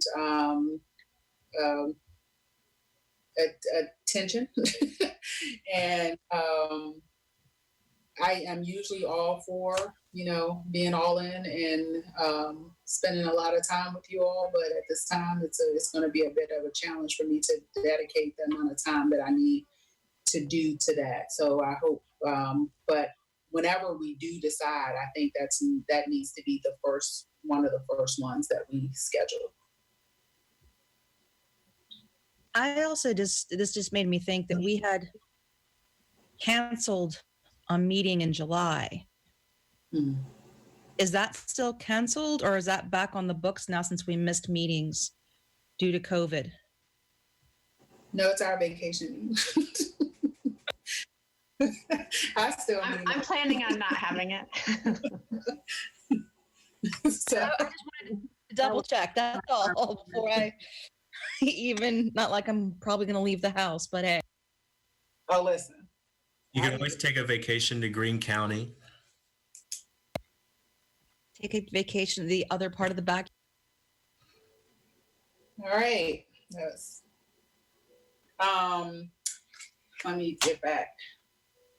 All right. So I think that was settled. Next we have, the only other item is, so Todd Divers and Jason Vanderberg and I spent some time talking about the remaining funds that were left over from the CHAP program. And that came in, the final number around $250,000. And so we had about 2 meetings trying to figure out a strategy, since we couldn't enhance the current parameters of the CHAP program, that Todd spent some time last weekend and the 11th, which I encouraged him not to do, but he did anyway, which was an off day. But he spent some time coming up with a proposal. And the proposal that he came up with was to, and that will be presented unless there are any, concerns or different feedback from council, was even though 250,000 may sound like a lot, it's not for the number of people who apply for both CHAP and the real estate relief for the elderly and disabled, that we have 2 programs. And so the proposal at this time would be to give individuals who are $25,000 and under an addition, or $500 towards their June taxes. It wouldn't be an additional amount, because that would be subtracted from the amount that they get in December, which should mean that there should be about $130,000 he's estimating at this time would be remaining in that December pot. And for individuals from $25,001 to $55,000, which is currently our max for that program. And there was a lot of, suggestions about not expanding the program at this time. So I asked if we could look at people who make up to $75,000 or whatever, and they just were really clear about the extra paperwork and stuff that they would have to do. So those individuals with the proposal that is in place now will receive an extra $250, which is, they still will not go over their entire more than the amount of taxes that are due for the year. So the June and December. And in December, we're still working on a proposal, because part of it has been that those 2 programs are on 2 different timelines.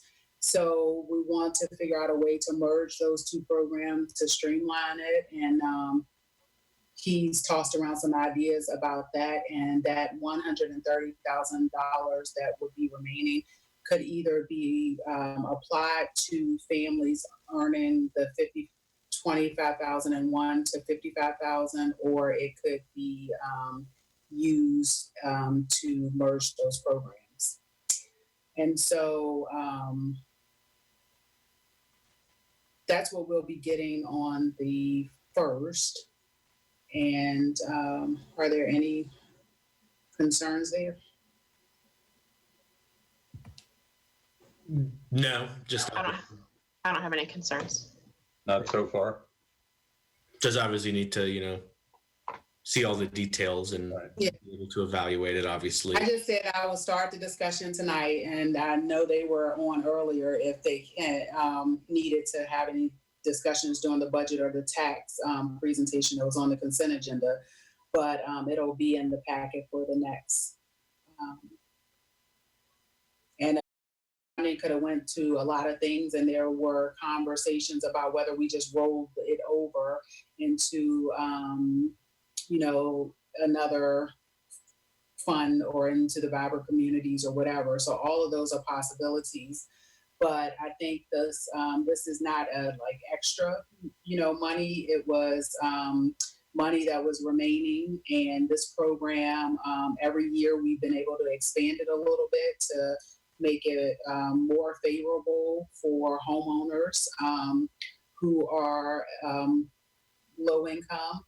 And that's another part that we discussed too, is having Mr. Blair include this in our legislative agenda for next year for the General Assembly, because there are several families, I'm thinking over 20, I don't have all the information and none of the information in front of me. So hopefully I said everything correctly. But there are over 20 families who keep, I think there was an additional 20 families last year. So who, because of their home value, changed during the assessment, no longer qualify for the program, but their income is still low. So we would need for that to go before the General Assembly for us to be able to change that part of the program. And so hopefully we'll be able to, figure that out to move on that in future years. Yeah. And again, I have no opposition. The question is always, I think, how to evaluate what's the most effective investments that reach the most people at the deepest levels. But that's a much bigger conversation beyond this. And I certainly think there's a strong case about the impact of using that money for this program versus, as you mentioned, rolling it into vibrant community funds or other areas.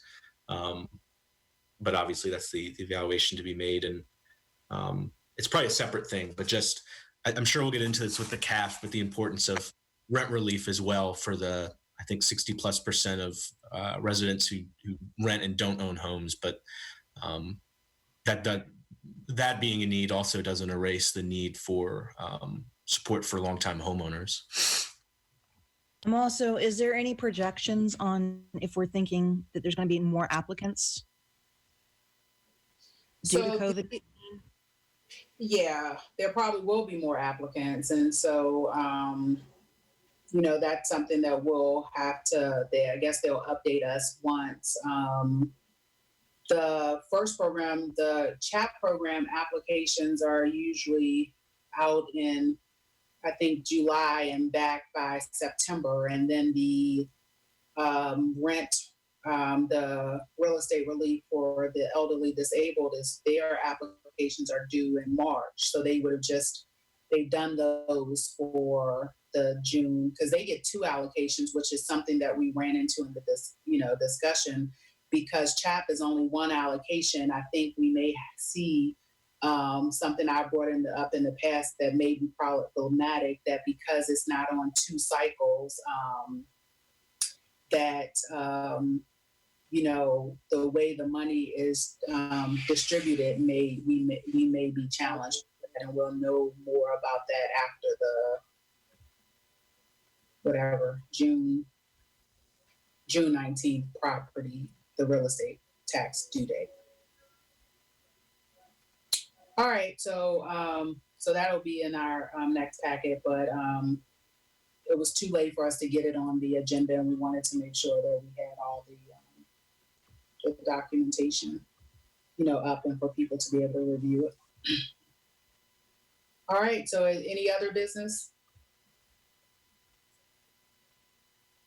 Okay. Next, we have the matters by the public. And so Mr. Wheeler will open that back up. If you'd like to speak to council during the final matters by the public, please click the raise your hand icon in the webinar, and we'll bring you into the conversation. Mayor Walker, first up is Rory Stolzenberg. Rory, you're on with council. Go ahead. Great. Thanks, Brian. So I just wanted to hit a couple quick points from earlier tonight. First off, on the subject of the parking requirements that you guys waived, that's probably my first two things. I went ahead into Municode to actually look up what those requirements were and brush up on what that is. Turns out it's one parking spot for every 250 square feet of dining area. So for any restaurant that has 250 square feet of dining area, they need a parking spot that's 330 square feet on average. And while this might not be the right time for it, I think it's a good time to start thinking about it. Does that make sense as a requirement that we should be imposing on our restaurants, or should we let them decide what their trade-off between outdoor patio area and parking should be? And at the very least, let them have, somewhat less parking than 30% more of their dining area. On a similar note, with coronavirus reopening, the governor in his Executive Order 61 laid out several metrics that localities seeking exemptions to stay in phase 0 could cite in order to request not moving to phase 1. So my question to you guys is, did you have those metrics at hand? Were they presented to you? Did you have them available in order to make the decision of whether to send a letter or not? And if so, can you, post them publicly? Mostly mentioning that because Floyd County Board of Supervisors passed a resolution citing several metrics in asking to reopen, but actually the resolution just had blank lines for where the actual data was supposed to be. On another note, with 221s, so I definitely understand how, in these kind of chaotic times, you need the flexibility of 221s because noticing requirements are strict and make it hard to have meetings when you need to. But there's nothing about 221s that stops you from having it be open. So you can just make that Zoom publicly available, make the conversation open to everybody, while not having it be a legal council meeting, but still allow, the press and the public to see what you're doing, especially as you talk to the consultants who are putting together the comp plan, which I think we all hope will be as public a process as it can be. And lastly, on that note, the comp plan webinars put on by the consultants are starting this week. So Wednesday, Thursday, Friday, and Saturday of this week, there are different webinars and discussions that the comp plan consultants are putting on as their public engagement. And there will be more next week and then one the week after that. So, I really encourage you guys to make everyone as aware of those as you can. I would have loved to see an announcement earlier today, but I hope that many people will attend those. And I also hope that you'll notice them as much as you can, because the earlier sessions, despite having a lot of people in them, because they only had 2 members of the Planning Commission and, weren't technically a legal body, weren't noticed and kind of happened a little bit in the dark. And I heard about it and showed up and sat in the stands, and that may have been problematic for FOIA. So sorry about that. But it's really best, I think, if you post that publicly and let everyone know. And thanks so much for your time and for all your hard work. Thank you. I just want to say that we don't have any 221 scheduled with the consultant, so I don't know. Did I miss something? Oh, okay. And I forgot they were talking about 221s with the Planning Commission and the consultants at one point. That wasn't a discussion. Either. I made the record. I was asking the question of whether the Planning Commission wanted an update from the consultants during the meeting, or whether they were going to attend these meetings that he just laid out to get their update. So I'm not sure. So I can't answer that. All right, Mr. Wheeler. Mayor Walker, next up is Walt Heineke. Walt, you're on with council. Go ahead. Thanks again for the opportunity to speak. I also didn't start off with something that I've mentioned in the last few times, and that is I just can't think of a council in the last, several years that I had more trust and confidence in dealing with these issues in an equitable way. So thank you for all your extra effort and how you're sort of negotiating all these difficulties. Also, thanks for getting the boards and commissions going again. I especially wanted to just chat really briefly about, and I really appreciate the fact that you're being sensitive to workload, psychological stress, just the ability for people to function in this climate and this under this pandemic. So I really appreciate the sensitivity to that. And my comment is really, if you are gonna enable the Human Rights Commission to go forward, I'm hoping that you give them some real strong guidance about like what to be laser focused on. And I think that there are a couple of issues that they could be focused on that are related to COVID specifically. One specific issue has to do with employment discrimination.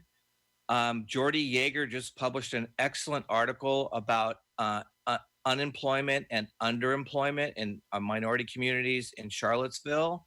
And this has been a problem prior to COVID, and it remains to be a problem during COVID, the unequal impacts of COVID on issues like employment and underemployment.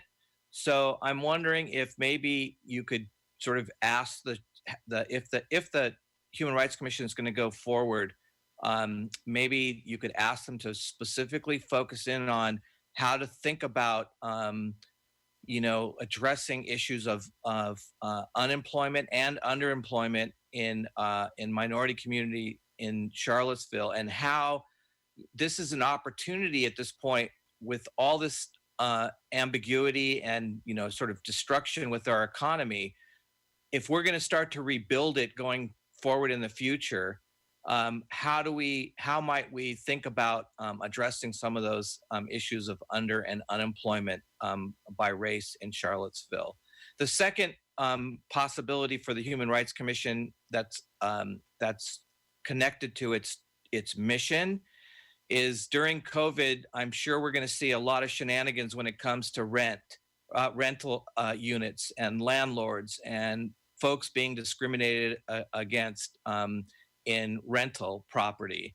So maybe they could take a hyper vigilant focus in on housing discrimination cases that come to them, and also making sure that everybody in Charlottesville understands their rights during this the pandemic in terms of what can not be done in terms of evictions and those kinds of things. So those are two issues that are COVID related, I think, that you could ask the Human Rights Commission if they have the bandwidth to start thinking about and to start paying attention to as they start to get together and see how to move forward.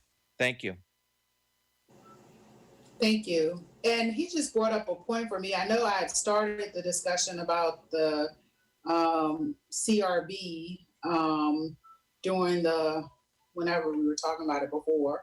So I'm not sure what happened there, but I know we have to, I guess, appoint the next member in June. And I guess based on the feedback that we got from them, I would want to, consider what moving forward with them looks like once we do that. I agree. I had a note to myself from this morning. The beginning of the meeting, and I just totally got slipped as well. So I apologize because that was raised a few times earlier today by the public. And I think that probably is the most appropriate time, is once that's fully seated, that we should figure out the plan for getting that board activated. Yeah. And there were some other boards and commissions that we were waiting on, maybe one more applicant or one more seat to fill. And then we have gotten some volunteer for that seat. And I remember in March, I think we were about to move on and talk about some of these other things. And then everything went haywire, and maybe we ought to get back to look at repopulating or completely populating some of these committees. When we did the outreach to the various committees, a number of them said, we're down a couple of members. We've got people who have left. We've got people who need to have their appointments renewed. I wonder if we could get a sort of an overall sense of how many places, how many people we need to be appointing and what we need to be doing to fill them, whether we've got them advertised, whether we've got applicants, and so on. Let's try to use this time to at least populate the committees properly. And I think staff has been working through that, and they obviously have the applicants that we had from March, and then have been supplementing that with additional applicants that have come forward, and they'll present that to us. Okay. Yes. I also know the Social Services Committee right now, I've just found out we were already short one person. Now we're losing at least 2 more, possibly 3 more, whose terms are up and one needs to be reappointed, and then 2 will be leaving with their terms being up at the end of June. Hey, Walker. Yeah. Application deadline for the next boards and commissions are June 5th, and those will be compiled for council for discussion on June 15th. Thank you. Thank you. All right, any other, no. We have other comments. Yes. No, I'm getting there. Listen. Mayor Walker, we have 3 additional people with their hands raised. Next up is Okay. Brandon Collins. Brandon, you're on with City Council. Go ahead. Good evening, Council. Hope you all are doing well. I just wanted to chime in and maybe make some connections about coordination. We were disappointed about our application for FY 2021 CDBG funds. And I think under other circumstances, we probably would have pushed on y'all a lot harder with this major glitch. But given the circumstances and the need to have certainty and clarity about what to do with these types of funds in the middle of this crisis, it was really important that we not raise holy hell about this, but it still feels really yucky, and it would be really great to get some acknowledgement from the city about this. And I think I do think there are some views from some of those committee members that would suggest that we would have been in line for funding. So that's disappointing. I hope you will consider that in the future when you're looking at other funds, because what we can't do as we're addressing immediate needs is dismantle all our efforts towards providing all layers of affordable housing being strengthened and effective and doing much better. If we had a much better affordable housing strategy in place and had been moving forward on all this, so many people in our community wouldn't be struggling so hard right now. So we got to do that work long term still, but we also need to meet this crisis. Now, what unfortunately I think is happening, so if you look at the next round of CDBG CV, the COVID-19 funding from the federal government, what that has done is place agencies in competition, and what we really most need right now is coordination to have a strategy, because those CDBG CV funds are pretty particular in their use, and it would be a big mistake to fund something that can get funded through a different stream and then not be able to fund something else, and that includes y'all's money, but also federal money that's going to come in. And that's why I think it's so important to have the hack involved and get providers and government and policy folks together to come up with a mini housing strategy that looks at these things. And I'm almost at the point of saying, even make a recommendation to the CDBG task force about those CDBG CV, because it's really hard to coordinate people when we don't have leadership coordinating all that. And I think we really, really, really need that. And we really need to get the hack together as soon as possible. There are funds that are coming from the federal government hopefully there'll be a whole lot more coming through, and we need to establish some new stuff and strengthen the stuff that we have and make sure that the resources are put in the right places. Otherwise, we're going to leave something out and eventually just diminish the whole system. So we really have to avoid that. And so I really hope we can start looking at this less as a competitive process for funds, and it's not just CDBG, but in a lot of ways, and move more towards a coordinated strategy that addresses this. Housing is at the base of this entire crisis. And if we let this slip on any piece of it, it's going to cause extreme mental health crisis, extreme economic crisis, and extreme housing crisis. And that's something I think the city of Charlottesville is uniquely able to make sure that that doesn't happen. And so I really encourage this kind of coordination. We're a little behind on it, and we got to make it happen. And I had a thought earlier, like before today, about this. And I mean, this is what lack of sleep for almost a month will get you. But couldn't we have the dollars that we reprogram, couldn't we just allocated that to FAR instead of putting it back into the task force? I mean, for the priority neighborhood? Like the $13,000, would it have been possible for, instead of us reprogramming those funds back into, since I think that's the correct category, that it's not the 34,000 that they requested, but it would have at least acknowledged that.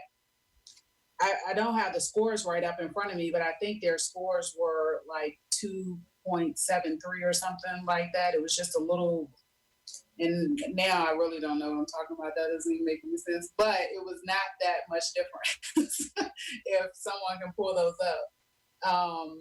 So maybe with acknowledging that that was an error, that the applications were incomplete, that we could at least give them. Well, those funds went to the economic section, so I'm not sure if that's transferable.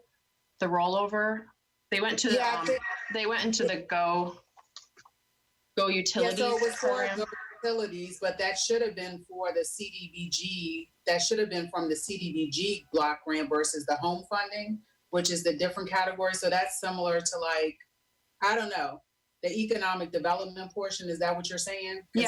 Yeah, those are within different nodes from what I see of this summary.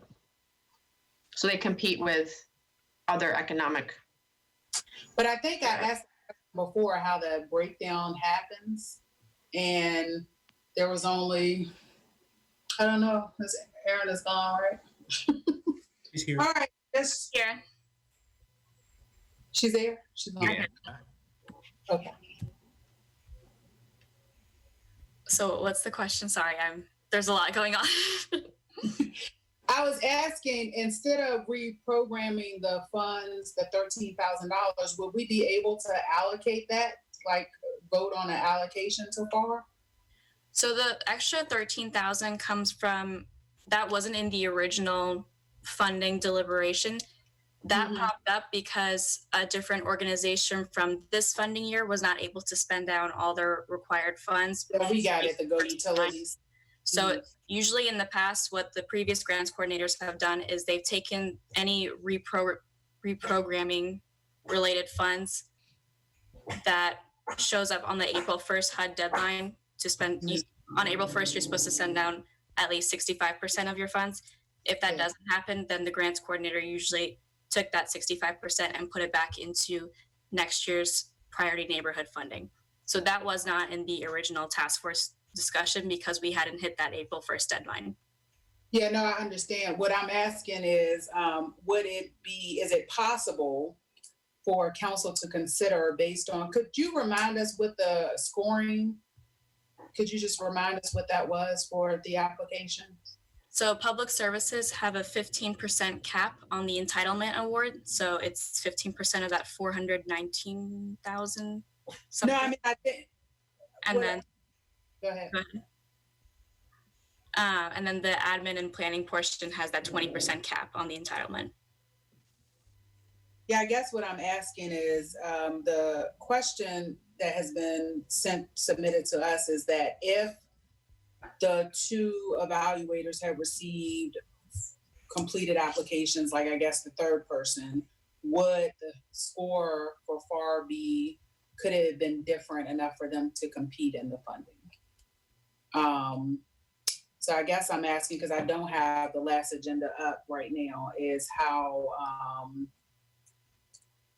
hold on, no, I'm getting it.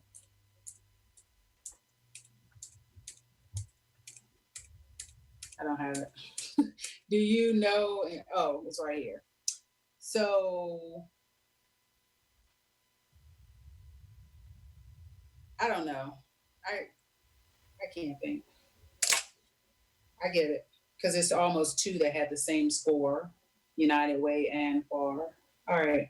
I was just asking if, because of the applications were, and that may have changed things for them, if we could consider allocating those dollars to them instead of reprogramming it back into the task, the neighborhood, priority neighborhood fund. You could. But the main discussion that the task force had during that March 5th meeting was that since this organization was asking for a funding request of $34,000, giving them the partial funding wouldn't have made sense for that program, to get that program carried along for the fiscal year. Does that make sense? It does. All right. So I guess that would be a question that we, I mean, to me, it seems like the option that provides us with the most flexibility, that to me seems to make the most sense, is to just be aware of the situation and recognize that in other funding pools, whether it be vibrant communities or something else, just to be aware of that and try to make FAR, a priority there, as well as the context of, again, granted, it's totally upended, but FAR in the original beginning stages of vibrant community losing funding that they had the previous year. But that's just my thought, is just being aware of that in the context of overall other funding streams. and I would just say be very mindful, especially in this climate when dollars are low, if people feel like that we are prioritizing someone before a process begins, that is just going to be a headache for us. So just want to say that. All right. Thank you. Mayor Walker, next up is Tanisha Hudson. Tanisha, you're on with council. So I want to clear up my comment from earlier, because clearly people was throwing subs, and nobody is questioning your evaluation process that you created. However, I made myself clear when I said Heather is pushing an agenda to fire someone. I'm going to reiterate when I say Heather told people that she ran for council specifically to fire Maurice Jones. I'm not the only one that heard this, okay? So she has a narrative of trying to fire a city manager. Then she had the audacity to go to the meeting, the dinner meeting that Ebony Social Club threw, and sat down and had dinner with this man, and she was the first one to vote to get him fired. So if you took offense to that, Mayor, I don't really got nothing to do with that you took offense to my comment and what I was saying. But I stand behind exactly what I said, because a lot of things down there are personal with you all. I'm going to say again, how are other department heads giving this same evaluation? Because I'm pretty sure you haven't done it to the chief of police. Because you know how people feel about her. You know the issues that have been brought to you about her department. You know what's going on. You've protected her constantly. You can't do it no more. It's just out in the open, the type of stuff that she do. She lies. She's lied to me. She's lied to other people. These officers are out here completely out of control. Completely out of control. It don't take 4 cars. Well, let me get it right. 3 cars, a Ford Explorer, and the van to pull 2 black men over from 12th Street. with a so-called brake light that's out, with a brake light that he possibly can't get fixed because it's hard to get your car in the shop right now anyway. It's too much going on, and y'all pick and choose which y'all want to cover. Y'all pick and choose who y'all want to protect.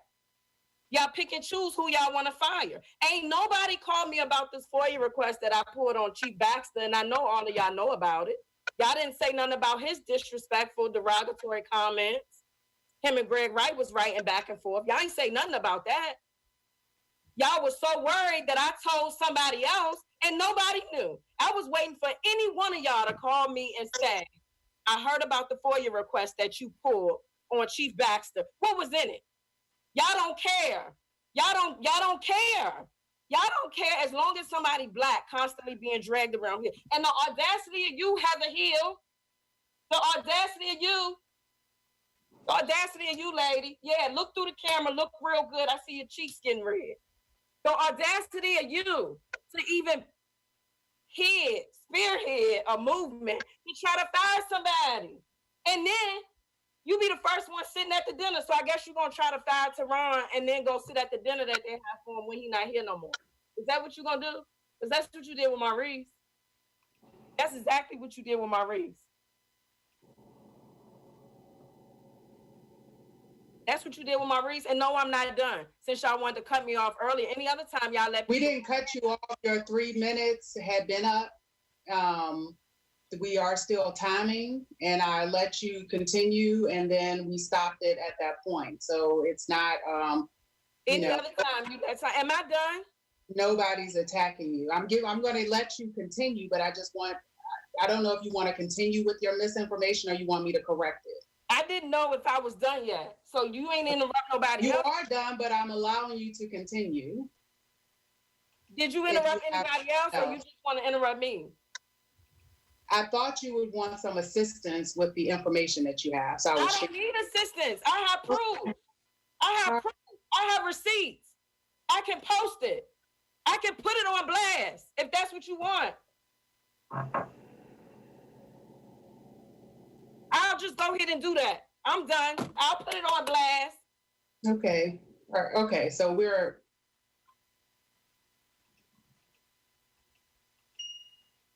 So again, and the only reason that I'm commenting about this is because I took so much heat during when Mr. Jones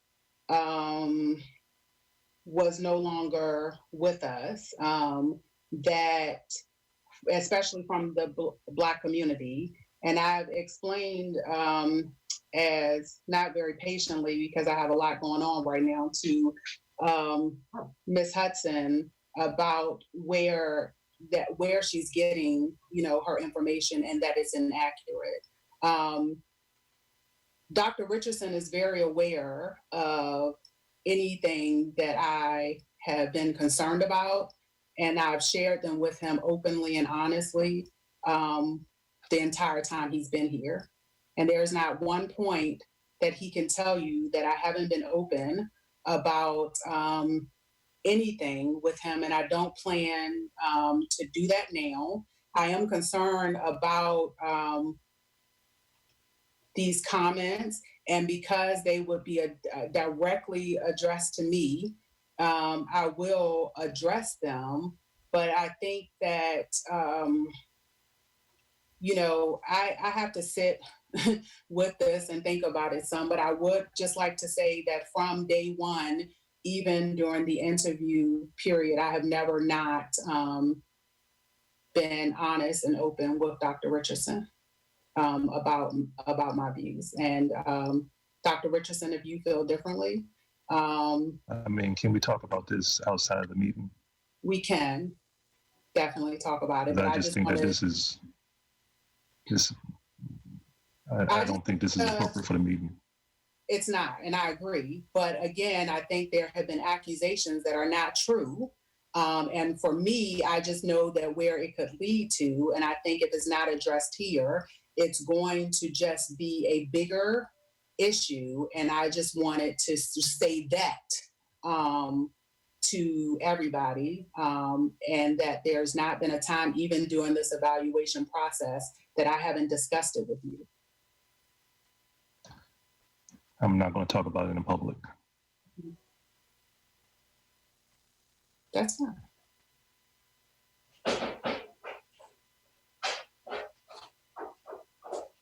Are there Mayor any? Walker, yep. Nancy Carpenter is next. Nancy, you're on with City Council. Thank you again for letting me have a final word about the task force, realizing that FAR, lost some money through Vibrant Community Fund. I just wanted to make it more transparent than opaque, that it wasn't that I, as one of the four, said, don't change the funding. It was I, as one of the four, saying, let's not go through the review process because it created some issues about timelines and funding and things like that. What I was looking for was input from the City Council to perhaps look at providing FAR with some funding, whether it was the 13,000, which it can't be, or the 8,000, because they are a nonprofit that works right in major task force, community, Ridge Street. And, it is what it'll be, and definitely not have this problem anymore. But like I said, both of us, when we got the complete application, would certainly have given this nonprofit about 20 more points, which could have, even with staff input on the organizational capacity of that nonprofit, could possibly have put them in the contention for funding. And that it didn't happen because, a process issue on staff's part, I being a newbie and being a mouse, if you can believe that, not standing up for myself and asking for a complete application, finding out that there was now a third person who got the complete application and apparently used the rubric and created a score that was significantly higher than where myself or my other task force member met at, that, it hopefully won't happen again. Maybe we need to move away from paper and, stay strictly on an electronic format through a thumb drive from here on out, or something outside of that. So it certainly wasn't any shortcoming on FAR's application, as I really, when I looked at it, thought that this was well written, very much answered the questions, and certainly would have deserved a higher score. So thank you. Thank you. Mayor Walker. I just want to say one thing real fast for Ms. Carpenter. Just let her know that we heard what she said at the last meeting about the funding in terms of going to pathways, and that was one of the things that we did provide in this meeting, was that appropriation from the Department of Human Services. So, Ms. Carpenter, we are listening to you. And that was 400,000, right? Yes. Thank you. Mayor Walker, next up is Joy Johnson. Joy, you're on with the council. Go ahead. Do I have to, can you hear me? Yes. Oh, hi, good evening. My heart is a little heavy right now, but I'm going to pray on it. But anyway, my name is Joy Johnson, reside at 802A Hardy Drive. There are two things I wanted to comment. Thank you, Nancy Carpenter. I felt like I needed to say something to clarify, because I didn't want the public to think that we sent in an incomplete application, but want to make sure that for the record, it's known that the staff did not give you all a complete application, which speaks to how I feel about the planning department. I feel like when it comes to FAR is one of the most unique organization, being run by public housing residents, mostly African American women. There's some male who have struggled along and chipped away, doing the best that they can in making absolutely sure that we represent residents. We don't always do 100% good job, but we do represent the residents. And for staff to not make absolutely sure. I served on a task force before, and I know one of the things that staff should always do is to make sure that we had a complete package. And so I just thank you, Nancy, for putting that out there. I just wanted to make sure that the public understood what happened. It was not that we sent in an incomplete, is that everybody on the staff wasn't given exactly what some of them have. Anyway, that's over with. Y'all gonna figure it out. And second thing I want to point out is that when Satyendra Huja was running the planning department, he came up with two strategic things of how he should utilize the department to gain information from the community. And then he formed and did identify different priority neighborhoods, and also having leadership meeting with neighborhood presidents. And I think some of those are still happening, like the leadership with the presidents of the neighborhood association. But I think we, city council, need to really now look at the priority neighborhoods, because the priority neighborhoods back when Satyendra Huja was working is not the same kind of neighborhoods they are today.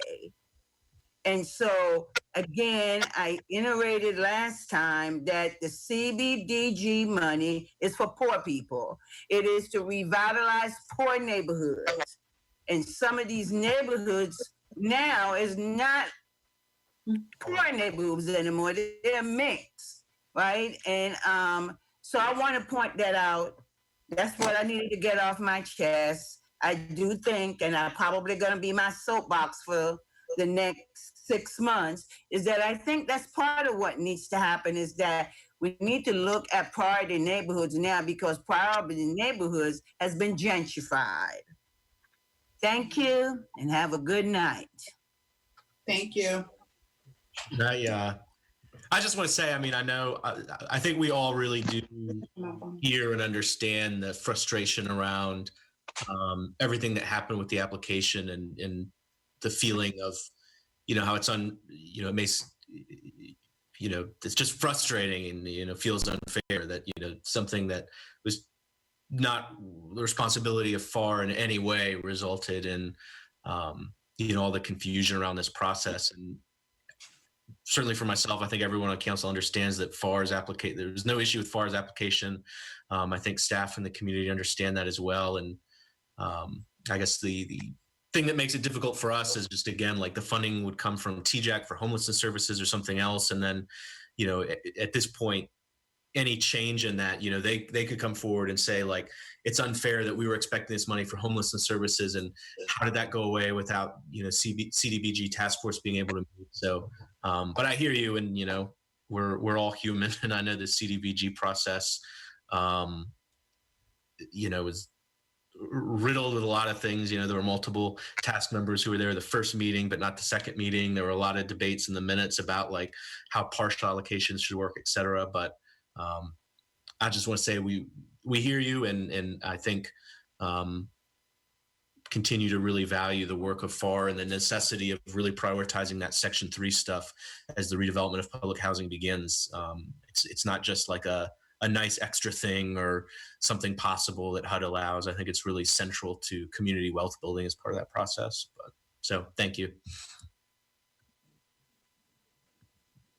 Mayor Walker, there are no other hands raised. I do know that Dr. Richardson and Ms. Hamill want to provide some clarification about the budget for the benefit of the public and the media, if you would entertain that. Yeah, that sounds good. Go ahead and start off, but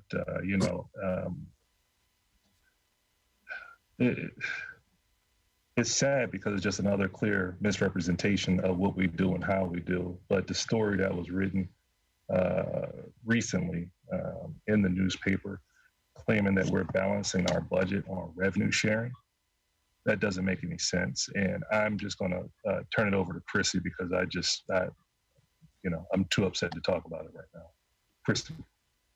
Yeah, so just to clarify a couple things, there is a quote in the article also that specifies that the city is providing a 1.8% cost of living increase to employees. I just want to clarify, there is no cost of living increase included in the budget. There is a lump sum that is included in the materials that we provided you that indicates a cost of living. But as we've spoken about in meetings before, that is the COLA that was awarded in July of 20. And it's just not divvied up to departments for sake of example, so that we didn't end up with a bunch of variances in what we were showing you since we were going back to the FY20 budget. And then also just to sort of clarify on the revenue sharing piece, the way we have chosen to display the revenue sharing in the budget before is that we have used our financial policy is that we transfer 3% of the general fund budget as a pay-go or cash contribution to the capital projects fund. And in the past, we have delineated that as part of the revenue sharing.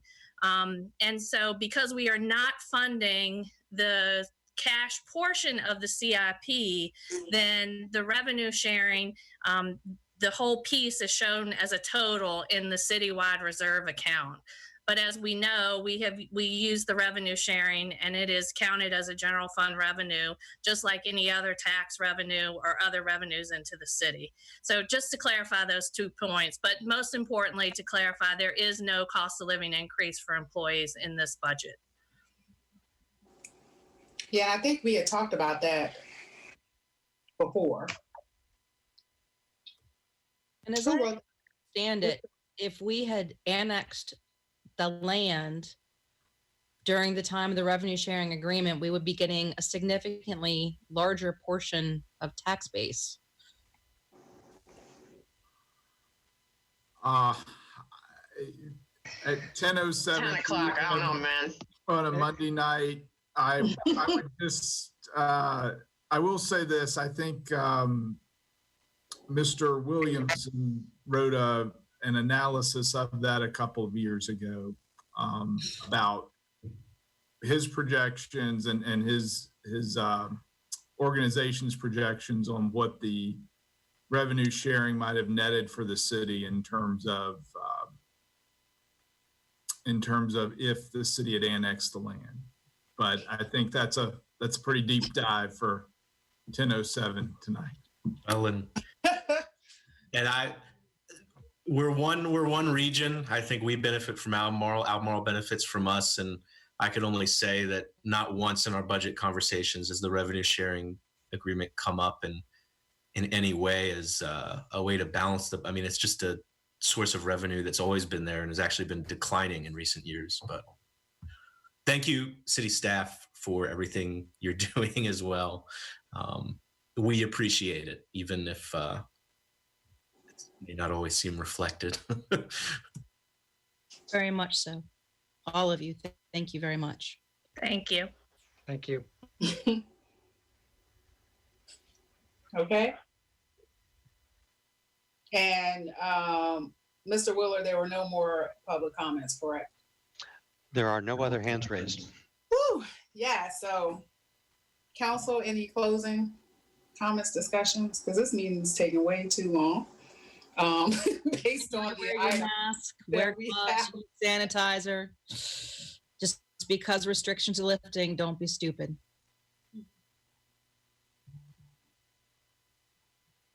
Okay. Well, thank you all. Again, thank you, staff. And I promise to get some rest before the next meeting, and I'm gonna, go back to my yoga pose and have it together. Have a good night. Meeting adjourned. Good night. Good night.